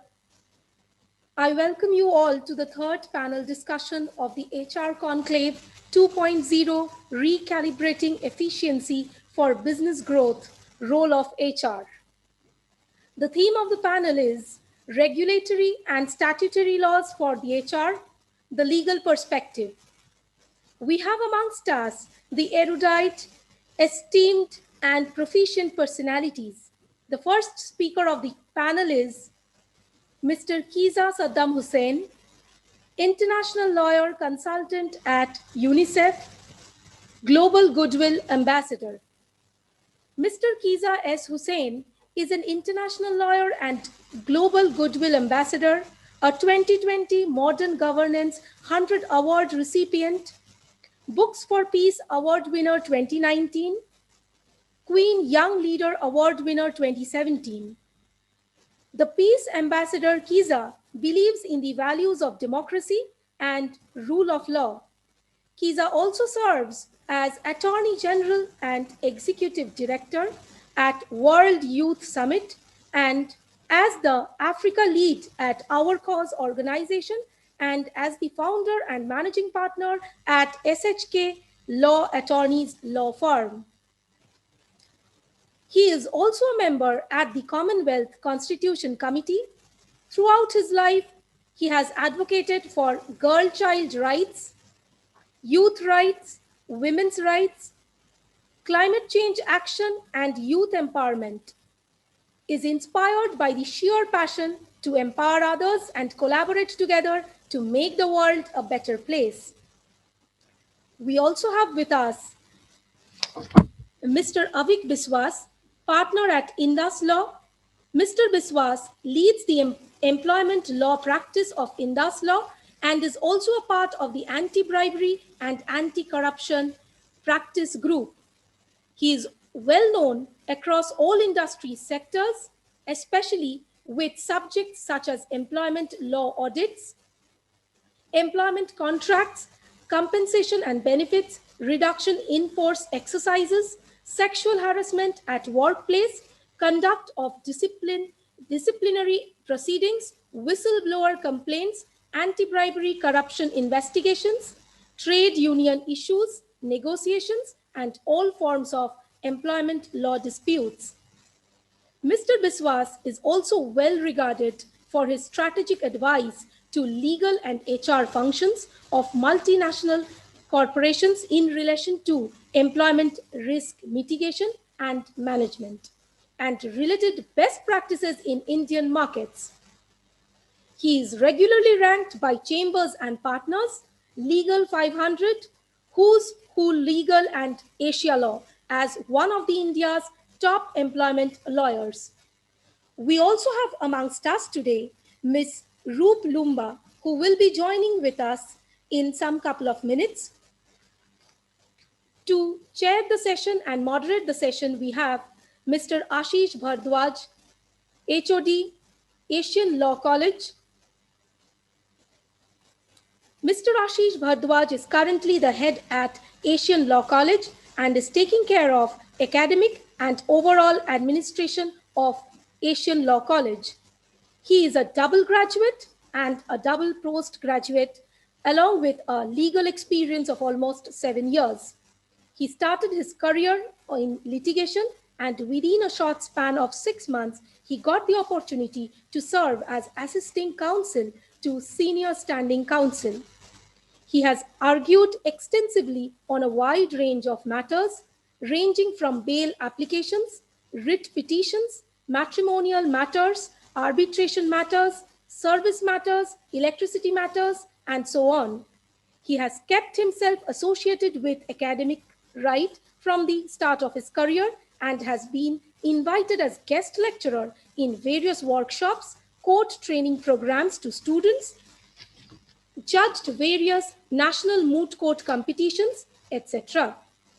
Talking about his corporate experience, he has served as in-house counsel and legal advisory to city gas distribution companies. He is a blend of litigation, corporate, and academics. We welcome you, sir. Also, we have Ms. Shobhanita Acharya at the dais with us today. Ms. Acharya is currently engaged with Asian Law College, working as Assistant Professor Law. She pursued her LLM in Constitutional Law from Amity University, Noida. She has pursued post-graduation diploma in Private International Law from the Indian Society of International Law, Delhi. She started her teaching career in law in the year 2014, and prior to joining Asian Law College, she served as an assistant professor in different reputed colleges and universities in and around Delhi NCR. To her credit, she has attended various national and international conferences and faculty development programs organized by different institutions across the country. We welcome all of you, all the prominent personalities, to enlighten with your gracious presence. We welcome all of you. Now I request Mr. Ashish Bhardwaj, sir, to kindly take over the panel.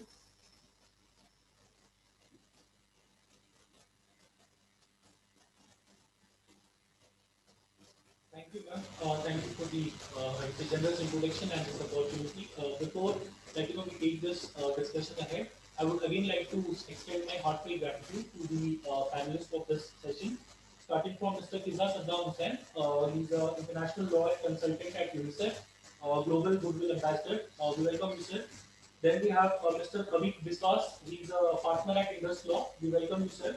And then very shortly, the third panelist will be joining us, Ms. Ruth Lumba. She's a General Counsel, Head of Ethics, India.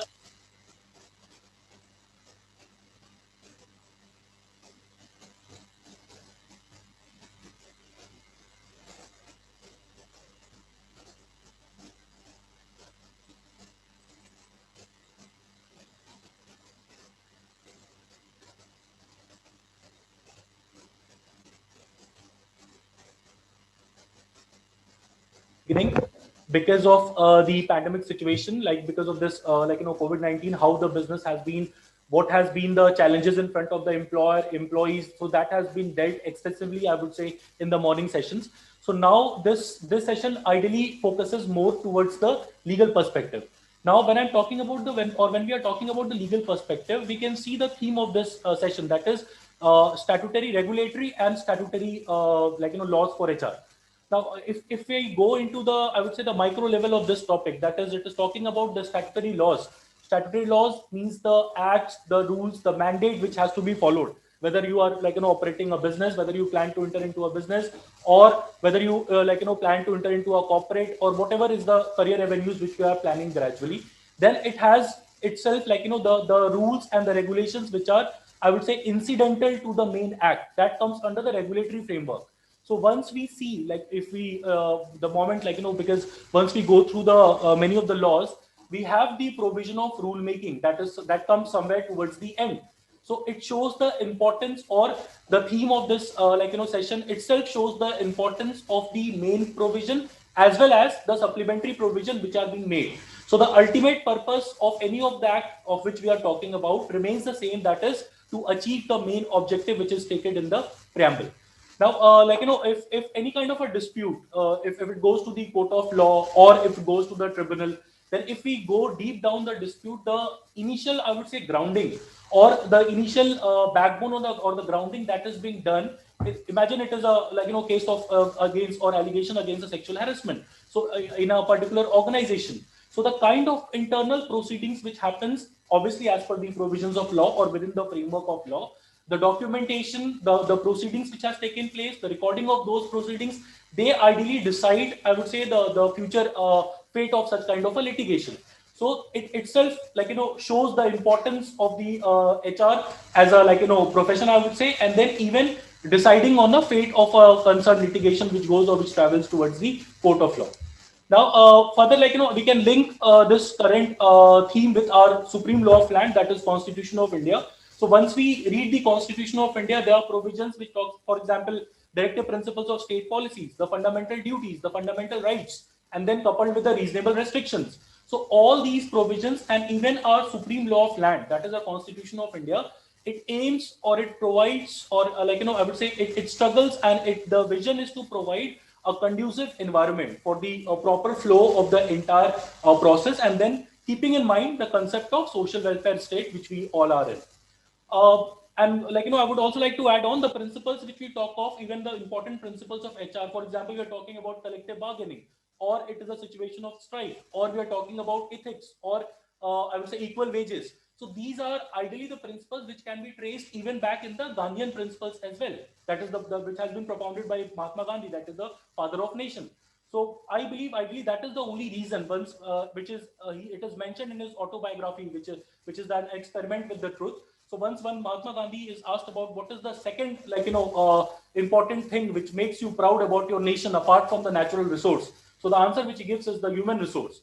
So it itself highlights the importance, and itself highlights the vitality of the concept of human resource. So with this, now I would like to welcome the first speaker of the session, that is Mr. Kiza Saddam Hussain, to kindly take over the discussion ahead. So please take over the session. Thank you. Thank you so much. I don't know if I can be heard. Yes, sir, you are audible, sir. Thank you, sir. Thank you so much, sir. Well, fair distinguished speakers and listeners who are watching and also listening from wherever you are, it's an honor to join you today and be able to share from my own experience and my own knowledge, to share what I know in regards to regulatory system of the HR, but also the good practices and good ways of engaging, and also making sure that the HR personnel are really conversant with the relevant laws and also relevant instruments really that guide and also frame the development of human resource. So allow me to start by, perhaps quoting the definition that is given to us by Cambridge Dictionary, which defines the term human resource. I chose particularly this definition because for me it resonates with what I'm looking for, which is, contrary to other definitions I've perhaps visited, like, from Oxford Dictionary and other dictionaries. So the Cambridge Dictionary defines the term human resource as the department within a company or organization that is responsible for its relationship with its employees and the following employment laws. So particularly, I'm interested in these keywords. They define the human resource to mean a department within a company organization that is responsible for the relationship of the employees and following employment laws. That word is really important for me. Employment laws are not only very important for human resource personnel to be, aware of these laws, but also they are important for even employees to know these laws, because you can only demand the rights that you think really apply to you only if you know them, or if you know that they exist.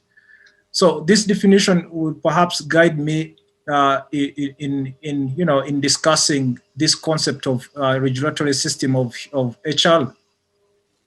So going forward, why do I think the human resource field, or which others call it the human capital field, is evolving and developing?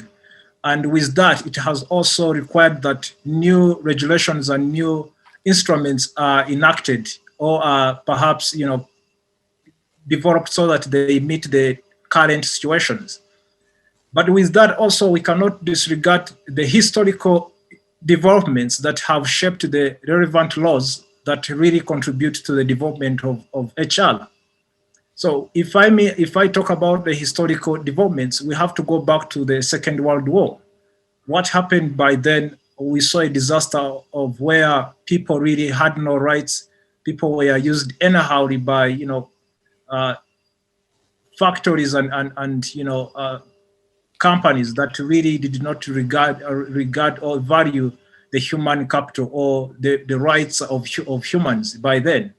So with that, we saw a declaration being, uh, countries coming together to form a universal declaration of human rights.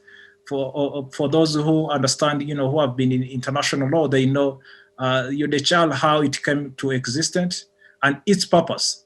And for me, it's critical to go back to this declaration because it has not only shaped the evolution of HR, but also employment laws, but has also guided us to date to be able to be where we are in regards to, if we're talking about, for example, rights of the disabled, or talk about having policies in place which really criminalizes or penalizes companies that really don't adhere to policies regarding to maybe anti-sexual behaviors or any kind of sexual abuse behavior within the workplace. So if we look at Article 23 of the UDHR, I want to specifically really highlight these provisions because they are really interesting, but also relevant in our discussion, even perhaps at the national level. I understand international instruments are not themselves enough to really warrant countries to adhere to them unless they have been rectified and also domesticated within their national laws, which I understand India follows the same procedure. So going back to Article 23 of UDHR, it states that everyone has the right to work, to free choice of employment, to just and favorable conditions of work, and to protection against unemployment. Let me just read it quickly, then I'll go back to my discussion why I highlighted these provisions. Then clause 2 of Article 23 states that everyone without any discrimination has the right to equal pay for equal work. Clause 3 states that everyone who works has the right to just and favorable remuneration and ensuring for himself and his family an existence worthy of human dignity and supplemented, if necessary, by other means of social protection. Clause 4 states that everyone has the right to form and join a trade union for the protection of his interest. So why I stated these provisions is because they really highlight some of these relevant laws that we have in our respective countries internationally.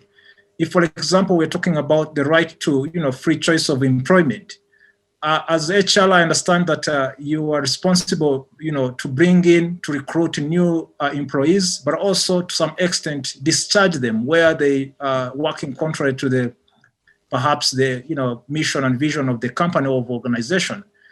But with that in mind, also as an HR personnel, you have to know that regardless of these people coming to your organization or your companies, they have a right of choice in regards to whether they should stay or whether they should leave. And I think this can also be reflected in many of the contracts that are framed within different companies. Some companies have really restrictive contracts that tend to wash away or to take on these rights from the employees. For example, maybe you can never leave anyhow. Maybe you cannot compete with us if you leave. Maybe you cannot work in this particular sector. So for me, those kind of restrictive contracts, they tend to undermine this kind of provision that are really enshrined in the Universal Declaration of Human Rights.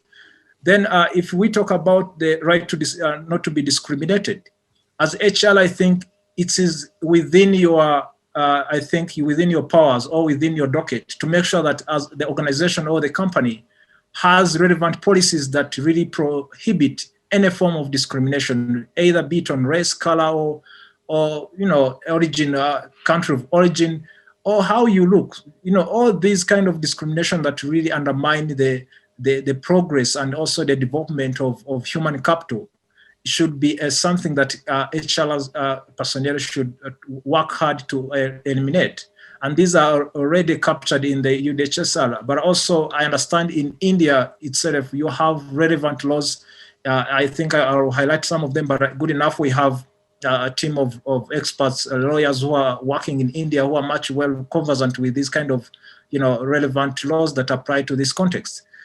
So going forward, this instrument really mandates countries who rectified to them to domesticate them in their local laws, using, for example, legislations, ordinances, bylaws, or regulations, and even to the company level, having policies like I've mentioned that really espouses these kind of provisions.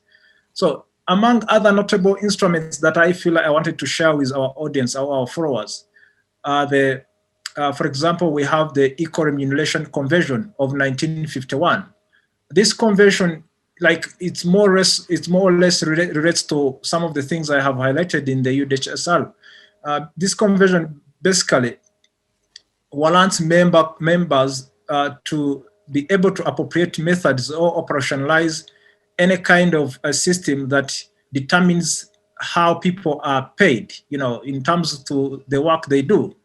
So it really warrants, institutions and countries to put in place fair and consistent methods of ensuring that all workers are really paid equally for the work they do, for the equal work they do, and so long as they have the same profile, same qualifications. And this really goes further than just work, but also gender-wise. We understand that globally, women have been disadvantaged to some extent, that men are paid more than women even when they're doing the same work and they have the same qualifications. So countries which have ratified this convention require that in their own domestic laws, they make sure that men and women are paid equally for the same work. Then also, I wanted to highlight also the another convention that I understand that really maybe the HR personnel should perhaps visit and try to be, get familiar with it, and to some extent because it relates to even some of the local laws they have in place. The ILO, or the International Labour Organization Declaration on Fundamental Principles and Rights at Work, which was enacted in 1998. So this declaration states clearly some of the interesting provisions that I understand, just like other provisions I have mentioned, India must have rectified these provisions within their own local laws, because having read some of the local or national and regional and rather national laws that India has enacted to date, they espouses some of these provisions. For example, in clause A or paragraph A of one of the provision in the convention, it mentions something to do with freedom of association and effective recognition of the right to collective bargaining. And this clearly talks about labor unions. Can really employees form a union? Maybe my colleagues will remind me in India, but I understand that in India, if a company has around, I think should be 9 and above employees, I think I stand to be corrected. But though if a company has employees who are more than 9 and above or 20 and above, can form a union within the company. So that is used to be used as a driving tool to bargain for their rights and for their interest. So you can see that this convention or this declaration was set there to at least send a message to countries that indeed employees should have a voice within their place of work. Then it also mentioned something to do with the elimination of all forms of forced or compulsory labor. Honestly, many countries around the world, they still employ young children. If you go in factories, maybe in tea plantation and other factories, you find young children are really being used to, they are manipulated and also exploited by employing them, and even to some extent even not paid or paid less than they deserve. And even disregarding that, they are supposed to be in schools, but that's not the situation. So as HR, what is your role in the company that really is employing young children that are supposed to be in school? So that kind of, for that kind of forced labor, most of our young children, even if it's not young children, maybe elders, we understand how maybe slavery has, today we don't see the real slavery we used to see in the back days, but we have a new modern way of slavery. People are somehow captured or traded on black market and are taken to work as, let's say, sex personnel, or they are trafficked to different countries to go and serve in different shady businesses. So as HR, if you are found that your company is dealing in this kind of business, then you stand also to be liable of some kind of criminal criminal offenses. So also the same goes to the company. It stands a risk of being either shut down, fined, and even the leaders perhaps brought to justice. So moving forward, I understand as HR personnel who we have here today, perhaps you are only tasked to employ rather to recruit, and that's all. Others are tasked even to manage the employees in regards to, for example, maybe their benefits, their leave, their tax requirements, to make sure that employees have the immigration. If they are foreign employees, they have all the necessary documentation that really allows them to work within the particular company. So moving forward, as HR, these are some of the things I would love you to note down, just to double check within your profession, rather within your company organization.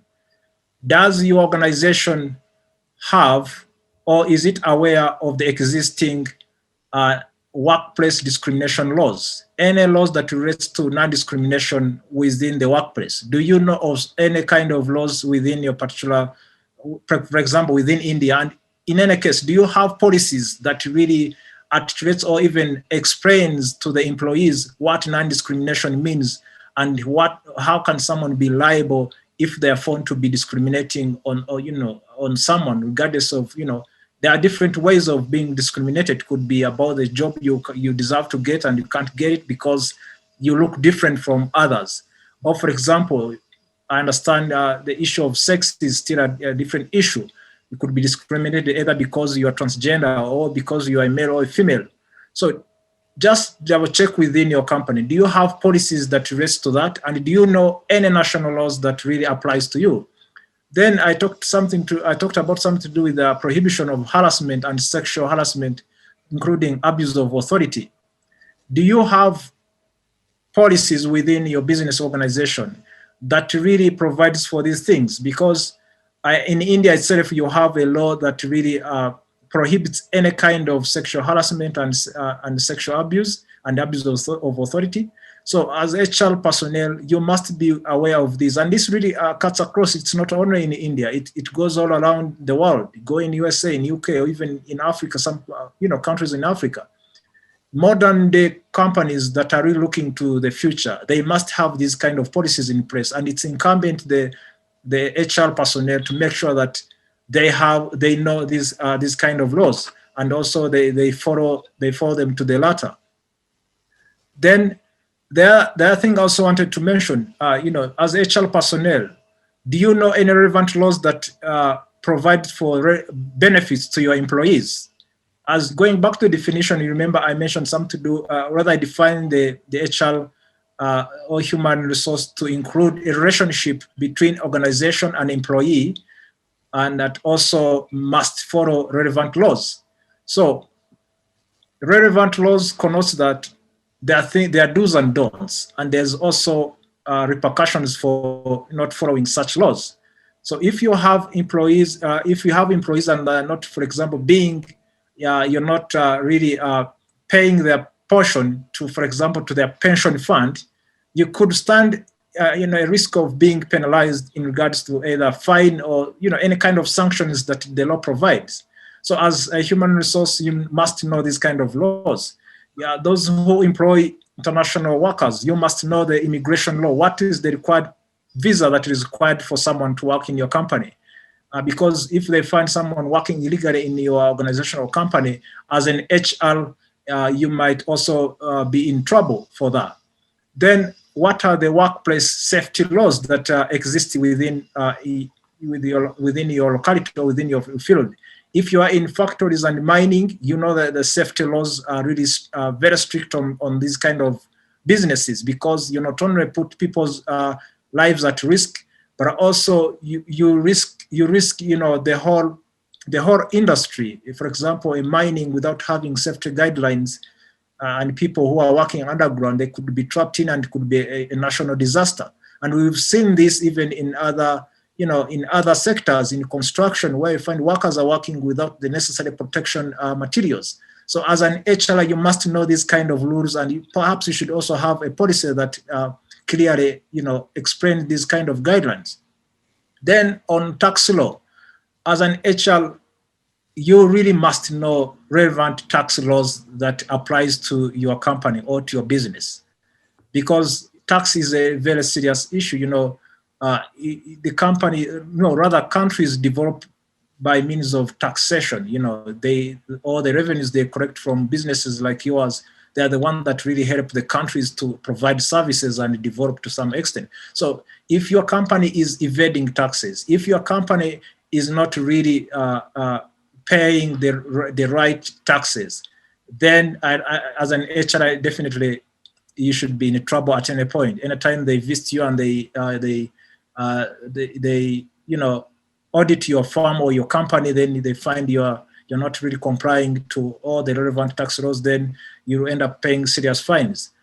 So important also to highlight some of the Indians relevant laws that I visited. I think there was the Industrial Dispute Act of 1949.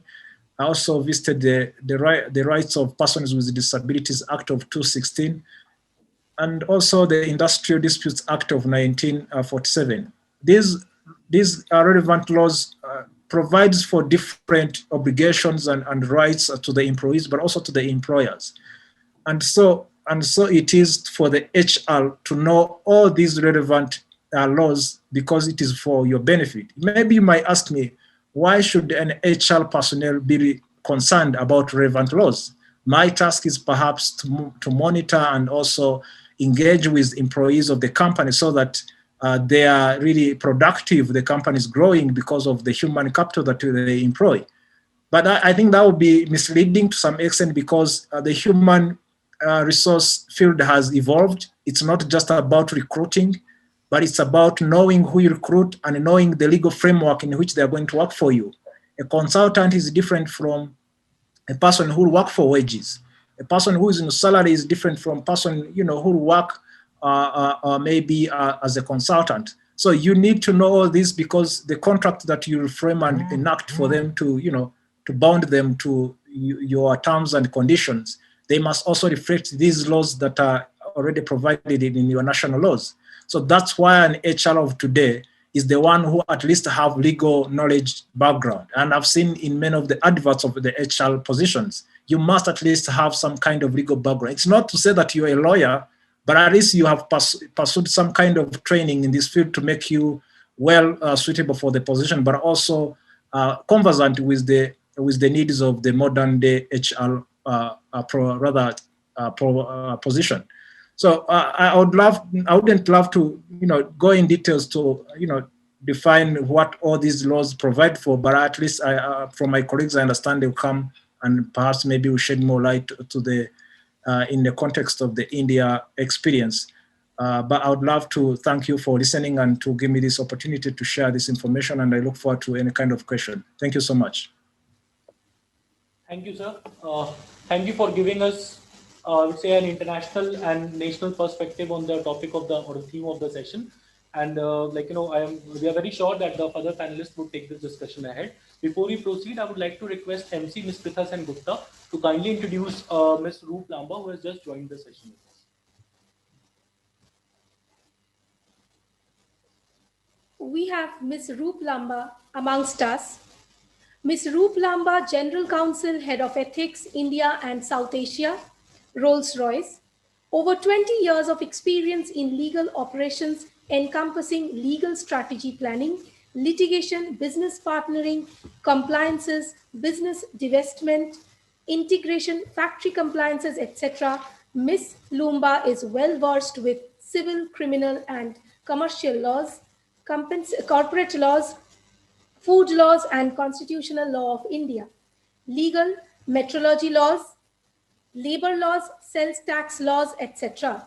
She holds the distinction of administering legal operations across the Indian subcontinent, including South Asian countries.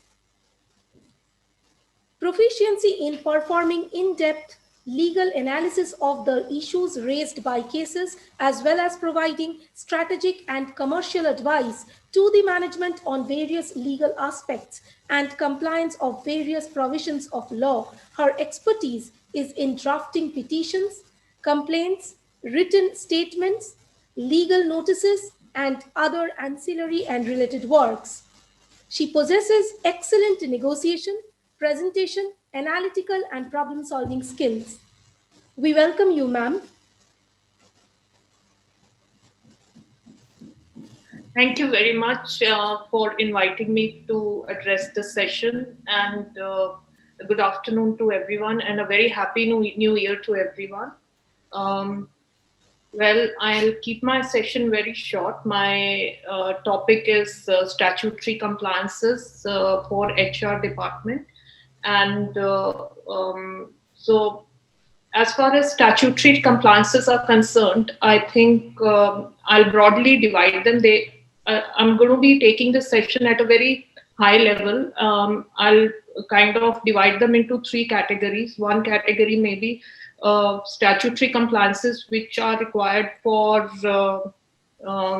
perhaps the office of any office of profit, statutory compliances required for factories, and then your retiral benefits. So before I delve into these three areas of statutory compliances, I think it will be important for us to understand why HR is supposed to or obligated to know about these laws. Is because first of all, as a HR professional, you are obligated to ensure that all the work of the company in hiring, including hiring, payrolls, or suppose there's some employee wants to leave, everything is compliant, or there are some changes in its terms and conditions of the employment contract. So you have to ensure that everything is as per law and everything is in compliance with law. So that is why it is very important for today's HR to know all the compliances, not only a working knowledge on compliances and laws, but you need to be on top of all the employment as well as all the labor legislations. We have a lot of labor legislations, but as I have broadly divided into these three broad areas. So when we say office of profit, the office of profit would be somewhere office where some billing is taking place. There, what are the employment laws that the HR is supposed to know? So the HR is supposed to know the Shops and Establishment Act compliances. It is always good that practically he should be having a checklist with him so that he could check whether everything is compliant, maybe on a monthly or a bi-monthly basis. And under the Shops and Establishment Act, you also have the Payment of Wages Act, that timely payment of wages are taking place. Then you have Minimum Wages Act. Then, I mean, so that the wages are being paid off to employees at the rates, and the HR is aware of the latest notifications by the state government.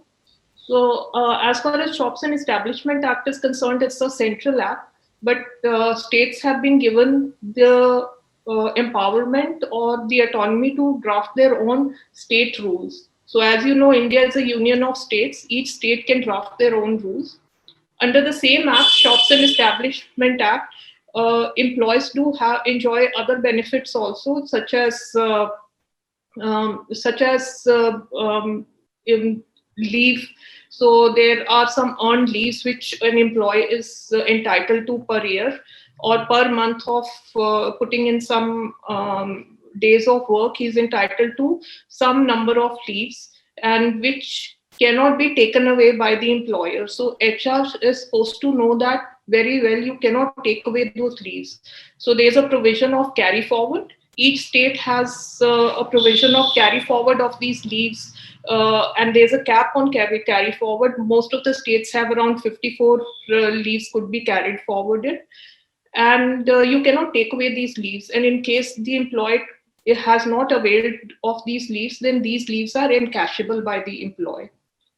And then going further, there are most of the employees are not aware of their rights here. So what the HR is supposed to do, and that is also mentioned in the Act, is that in a conspicuous place, the HR is supposed to ensure that the extract of the Act is displayed so that each employee could read and know about his rights. So this is like in office of profit, and shops and establishment is followed not only in corporate offices, but in warehouses and other places of business. So there's no exemption under Shops and Establishment Act, and each state gives the business entity a license to work under Shops and Establishment Act. And in case the entity fails to obtain that license timely, there are penal provisions attracted. So HR is responsible in most of the organizations for ensuring this, and he is supposed to know all the compliances under this Act. This is a very high level of overview which I have given. There's a complete checklist which HR is supposed to be aware of. And besides this, as just now my fellow colleague mentioned, there's also an Industrial Disputes Act, which HR is supposed to know very well, and they're based on some qualifications. There are Industrial Disputes Act does give some rights to the employees, and I'll just give you an example. An employee's terms and conditions cannot be tampered with without giving a 21 days notice to that employee. So during pandemic, we came across a lot of such examples where pay cuts were implemented, or your work hours were tampered with and all. So a lot of debate was going on in the legal circle how to go about these things, and HR was coming back to legal departments or lawyers. And so this act came into play, that how this could be done where the business could be balanced along with the rights of the employees.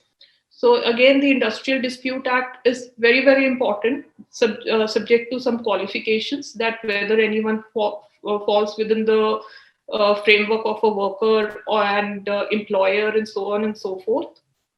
And besides that, any employee's services cannot be terminated without giving him a reasonable opportunity to represent himself. So this reasonable opportunity comes or emanates from the principles of natural justice. So this is a principle of natural justice is something that you give equal opportunity to the employee, so that he's not condemned or penalized without representing himself adequately. He's given adequate opportunity to represent himself. This is again under Industrial Disputes Act. And disciplinary proceedings are followed. Again, HR is supposed to know all the principles of disciplinary proceedings, and in case any organization feels that there's some gap which needs to be bridged for overall awareness of the HR, there are many training platforms where HR needs to be trained. So then coming to factories, factories are considered to be grounds where workers' welfare has to be ensured. So there's a Factories Act. India has a Factories Act, and there are number of compliances for which are labor welfare compliances, including the number of hours of work, the shift timings, and the first aid facilities, and so on and so forth, maternity benefit. And so these are again social legislations. There are number of compliances. There are number of factory compliances which have to be complied by an organization, and HR is the custodian of these compliances. He's supposed to know about these compliances, and he's supposed to ensure those compliances, and any violation of these compliances attracts penal provisions, and they also have criminal liability ranging from an imprisonment and fine or both. Then coming to the retirement benefits, again, HR is responsible for ensuring retirement benefits for the employees. So you have basically two kind of retirement benefits. One is gratuity and one is provident fund. So provident fund applies where an organization is 20 plus employees, and their HR is obligated to ensure that or PF is being given to the employees at the rate at which it is prescribed in the Act. And similarly, gratuity, if any employee has put in more than 4.5 years of service, then for every 15 days of completion, for every year of completion of service, he's paid 15 days salary. And so all those laws have to be followed. And this is a very high level kind of an overview of laws which the HR is obligated to know. And it's not only a working knowledge, he has to have a complete knowledge of these laws. And I do understand we are supervised by or we are subject to a lot of labor legislation, and it may not be humanly possible to know what are the compliances. So a way around it is that each HR need to have their own compliance list. There are a lot of tools available in the market these days to ensure these compliances. And I think those platforms can be utilized to the best benefit. So that's all from my side, and I'm happy to take any questions that anyone may have. Thank you, ma'am. Thank you indeed for giving us, I would say, a brief insight, though brief, but a detailed version of the bare provisions of the relevant acts which are governing this entire domain of HR and then the labor laws and the social welfare as well. Now, moving ahead, now I would like to request our next panelist, that is Mr. Avi Biswas, to kindly take this discussion ahead. Thank you, sir. Hi, thank you. Am I audible? Yes, sir, you are audible. Yeah, hi. Thank you for having me on the forum, and a very good afternoon to my panelists also and the participants. I'll probably take the audience through how our system, our legal system is structured, especially with reference to employment laws. And then I'll probably give a brief insight on how it looks for the future. Now, before we take stock of what's happening in Indian jurisprudence and how the legislature is drafting new regulations reference to employment laws, I think it's important for us to understand that India has a unique system, especially with reference to employment laws. I think the closest parallel that I can find in the system that India has today is actually the United States, where India has a set of central legislations and also has a bunch of state legislations. Now, that's because of the structure which has been mandated by our constitution. So at any point of time, a company in India is governed by central laws as well as state laws. And you'll always have to abide by both. There's no exception. Now, if you ask me what's the difference is that central laws, more or less, what they do is govern the overall relationship between the employer and the employee.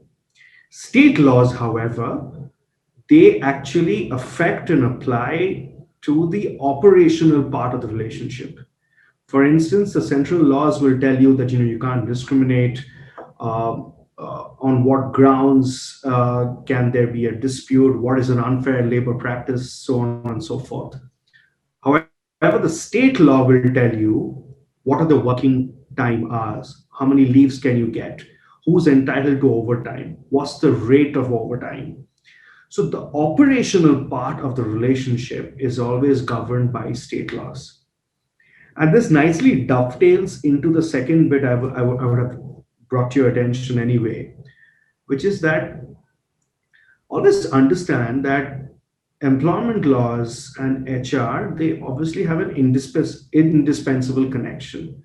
The reason why I'm saying so is because HR, what? Human resources. So, how you behave with employees and how you treat employees and in line with law is obviously governed by your internal company regulations as well as the law of the land. And this is where the most fascinating part, I think, India is. Now, when any international client they come to us and let's say they are entering India for the first time and they ask us for a sort of an analogy, I always say, and I mean the members of my team say, they say is take Europe, multiply it into three, and that's what you have as India. And the reason why I'm telling you is India right now is 29 states. Each state has its own language, each state has its own culture, each state has its own food, cuisine, and its own mores and social customs. HR is nothing but you're dealing with people. And if you, so you'll have to, when you're an HR and when you're an employment counsel or when you're dealing with employment laws, you're not only dealing with the letter of the law, you're also dealing, especially with in the HR front, with human beings. And it changes from state to state sometimes. It changes from culture to culture. So even within a single country, we have so many cultures, so many types of people coming together, and they all I mean, when you go to a really, any of our big cities, or Delhi, or Bangalore, or Bombay, Chennai, Hyderabad, Calcutta, Pune, you go to any of your big cities, you will always see it's a mix, it's a cosmopolitan atmosphere, it's a mix of culture. And that's where you need to have a harmonized way of applying the law. Also, remember, we don't have a single language. We have 22 official languages in our country. We don't even have that way one language which triumphs the other. So that's also a strength. And that, I think, when it comes to HR compliance, employment law compliance, you have to take all of these differences into account. Because at the end of the day, a dispute arises, an employment dispute arises because of a misunderstanding or a misalignment of expectations between an employer and the employee. And that's where HR plays such a crucial role along with employment laws. Now, coming to my next topic is, I think, what's happening today in the field of employment laws in India. Today, we actually have about 45 central legislations and about excuse me, about more than 100 state legislations. Now, what the government has done in recent times is it has passed the three labor codes. You have the Social Security Code, you have the Industrial Relations Code, and you have the Wage Code. Now, what the government has done is at least 25 of those 45 legislations have been consolidated into these three codes. Now, is there a big difference to which how the private sector or the public and the private sector needs to look at these codes? The answer is both a yes and a no. There are certain big differences, like for instance, our definitions of wage has changed. When you're getting, when you're firing people, when you're going through a reduction in force, the different thresholds for taking approvals from the labor department, the thresholds have changed. What else has changed? The government has, for the first time, introduced the concept of a gig worker and a platform worker, because the laws also have to keep track of the changes which are happening in the sector. So because your Zomato, your Swiggy, your Uber, Ola, they were not recognized earlier. I mean, the laws were not attuned enough to even recognize that kind of engagement. The laws right now today, they've introduced those systems. There is a provision in the code which says that the government may come with a social security scheme specifically for platform workers, which means that they may have some retirement benefits, and that fund can be contributed by the central government, the state government, as well as the employer. So yes, there are a lot of changes coming up. Whether there are, the entire environment ecosystem of labor laws will change after these codes? My opinion is the answer is no. Another reason is because these are only the codes, the central rules will come across, as well as your state level rules will come, because again, that's guaranteed by our constitution. So the actual shape and future of our labor laws, we can accurately evaluate after the central rules and the state regulations come across. But if you ask me today, there's a lot of changes, and the private and the public sector companies would have to match up with those changes. But we don't know for sure. The jury is still out whether everything will change or not. That we can only conclusively let everybody know after central rules and state regulations come out. The last bit is, I think we need to also acknowledge and recognize the role of and I'm sure somebody like Group will agree with me, the role of the private sector in ensuring HR best practices and compliances in India. Now, when we opened our economy in the early 90s, what happened is in the first 10 years, I think we spent a lot of time in learning international best market practices. So there was a point of time, and I still think that in certain things that point of time still that stage still exists, where our companies had way more progressive, way more, I won't say, I mean, I don't want to use the word better, but way more progressive and way more forward thinking policies than what the law mandates them. This is because our private sector learned from its international peers. It learned what the best standards are across the globe and started adopting them.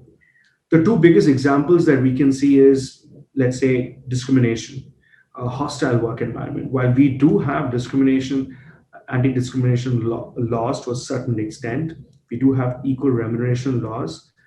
But the way the most of the private sector have policies reference to discrimination, hostile work environment, uh, something else, paternity leave.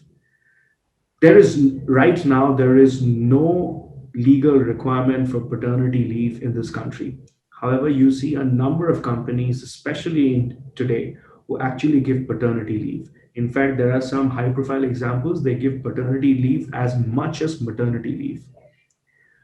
The point of bringing this to everybody's attention is that our private sector, I think, has played a huge role in ensuring that some of our standards and some of our compliance benchmarks are actually have caught up with international standards and the international practices that we see.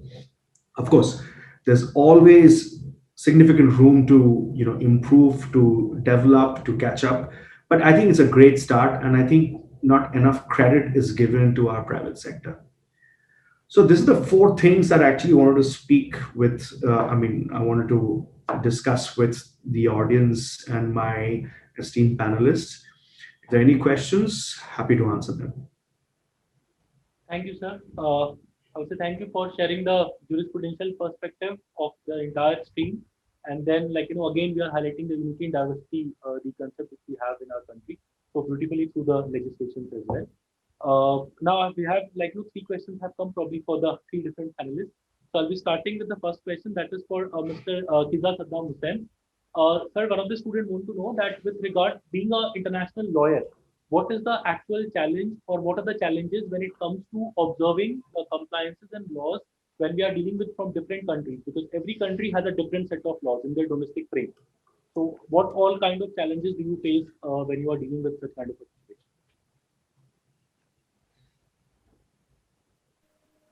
Thank you so much, sir, for the question. Well, just to make sure I got the question right, you say, what are the different challenges someone meets who are working in international field, yes, and those issues relates to different countries, right? Yes. All right. Thank you so much for that question, for whoever asked that question. Well, I think people working in international field, in most cases, you have contracts you have contracts which really clearly outlines, your line of work and also liability. In any case, if there is a dispute, where should the dispute go? If for example, I'm working here, for example, I'm in UK, or I'm in UK, and I'm working for some company in India, maybe as a consultant, and then there is an issue in regards to perhaps, unlawful dismissal or something, failure to, to fulfill the contract. Where should we sue? So in that situation, of course, you can always question the issues of, jurisdiction, which jurisdiction should determine the dispute. But that is also provided in a contract, because a contract is a covenant between parties. So parties have to make sure that they foresee these kind of things, and that's the role of HR as well, because the HR are involved in drafting these contracts.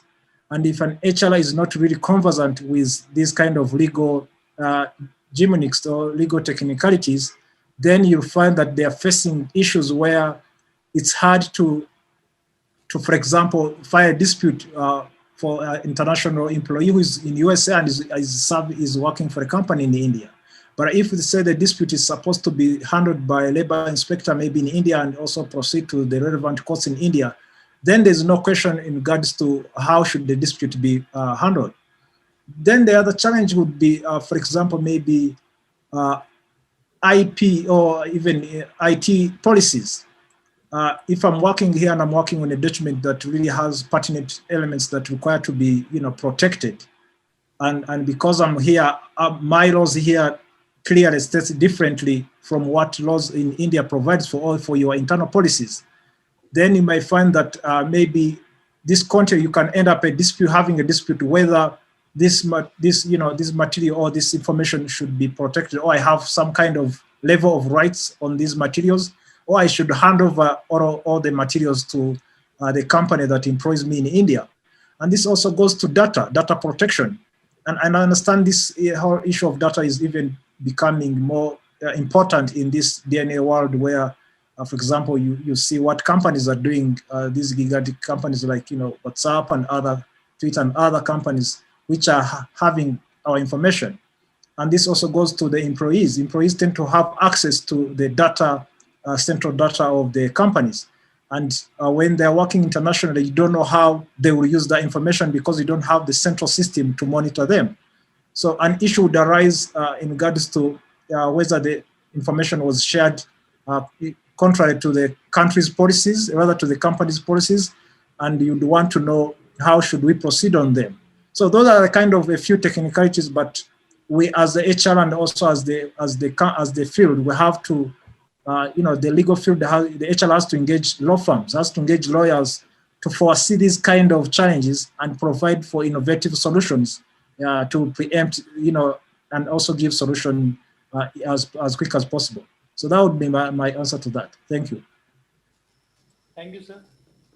Thank you for the, I would say, detail and a brief the answer to the question. Now the next question, which we have received from the student, is for Miss Roop Lumba, ma'am. Ma'am, the student wants to know, as we have spoken about the various legislations, for example, Factories Act, the Industrial Dispute Act. So more or less every act has an internal proceeding procedure, and then it further goes towards the court of law. So what is the importance of the internal proceeding which happens before the case or the matter actually reaches the court of law? Thank you.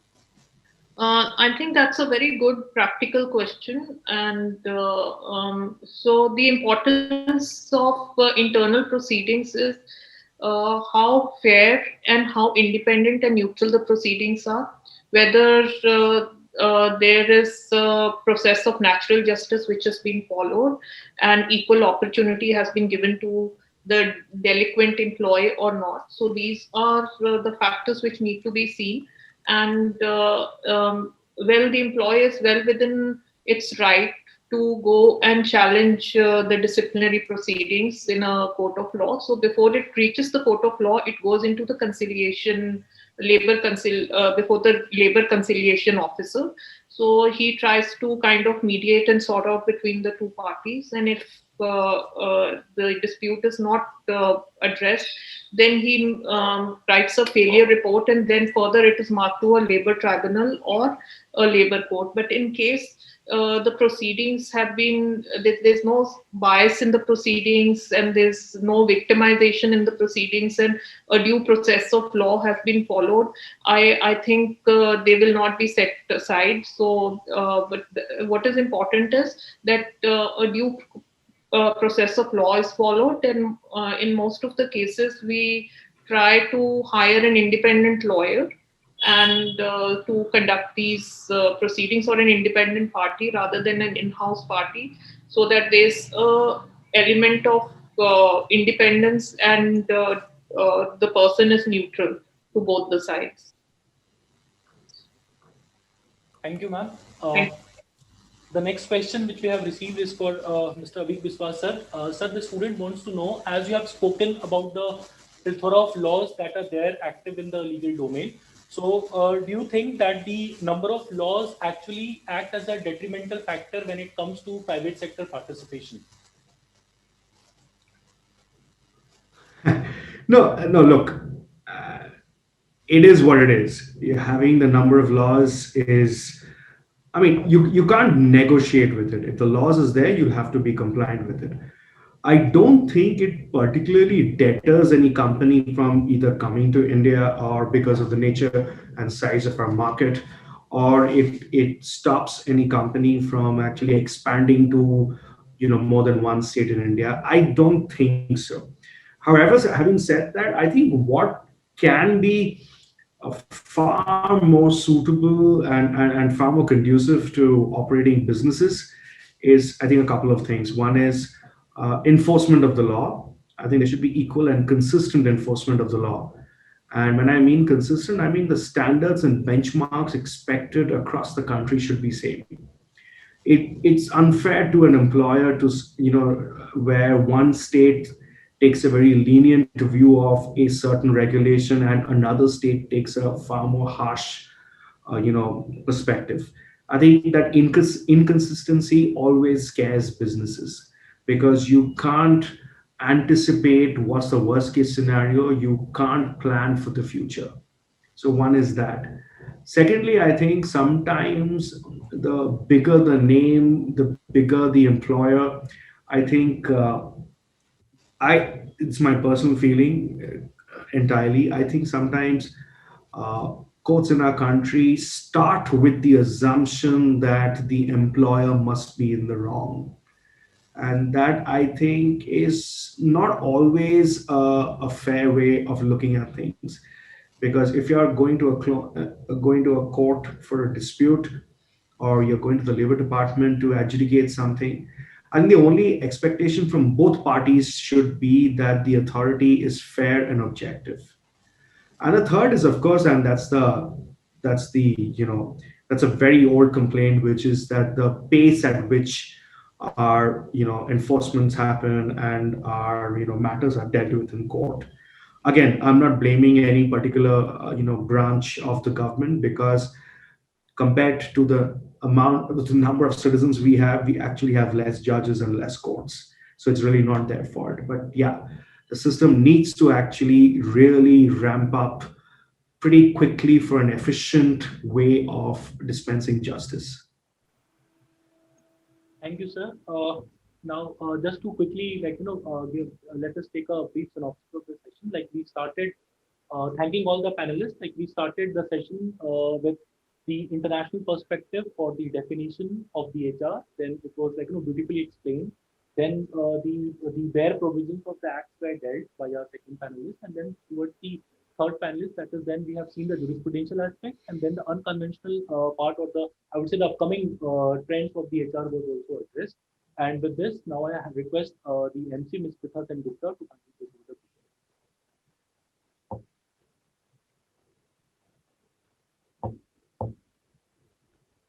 Thank you so much for your insightful thoughts. We would like to extend our gratitude towards the eminent speakers and felicitate them with memento. Kindly, sir, can you please present the memento to the first speaker we had today in our panel discussion? Mr. Kiza S. Hussain.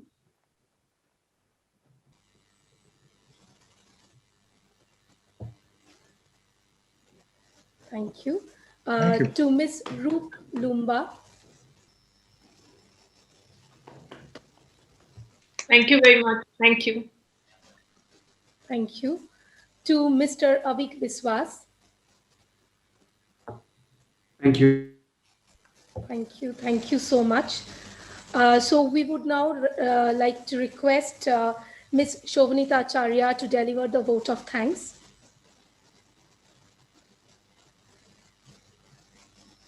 A very good evening to each and everyone. On behalf of Asian Education Group and Asian Law College, my sincere gratitude to all the eminent speakers of the day for giving their valuable ideas and gracing the occasion virtually.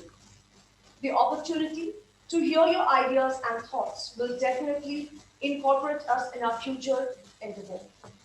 We are highly indebted to Mr. Kiza Saddam Hussain, international lawyer, consultant at UNICEF, Global Goodwill Ambassador, for giving his valuable insight on national and international laws pertaining to HR, his in-depth knowledge on UDHR, vis-a-vis modern-day laws like industrial disputes, mining laws, will really help us in our future endeavor, of course.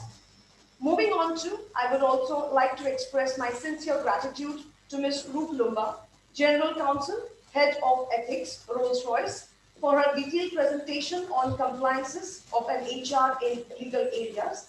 We also thank you, ma'am, for enlightening us with the bare provisions of HR and labor laws.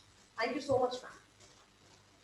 My heartfelt gratitude to Mr. Avik Biswas, partner at Innis Law, for his thought-provoking address on jurisprudential effect of HR compliances, along with his insight of various central and state legislations pertaining to employer-employee relationship. We thank you, sir. On this occasion, I also take this opportunity to thank Mr. Ashish Bhardwaj, Head Asian Law College, for moderating and addressing today's theme. Thank you so much, sir.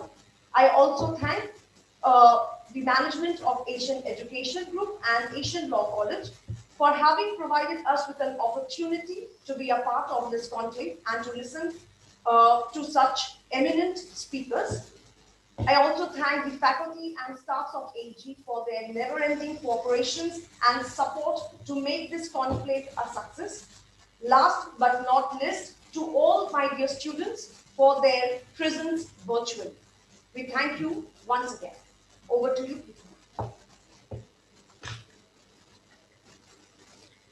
Thank you all the eminent speakers, and we hope to have such intellectual exercises in the future as well. A very big thank you from the Asian Education Group. So as we know that everything has got an end, so we end our HR Conclave 2.0 Recalibrating Efficiency for Business Growth, Role of HR here today officially. Thank you for your presence and a very good evening to all of you. Thank you. Thank you so much.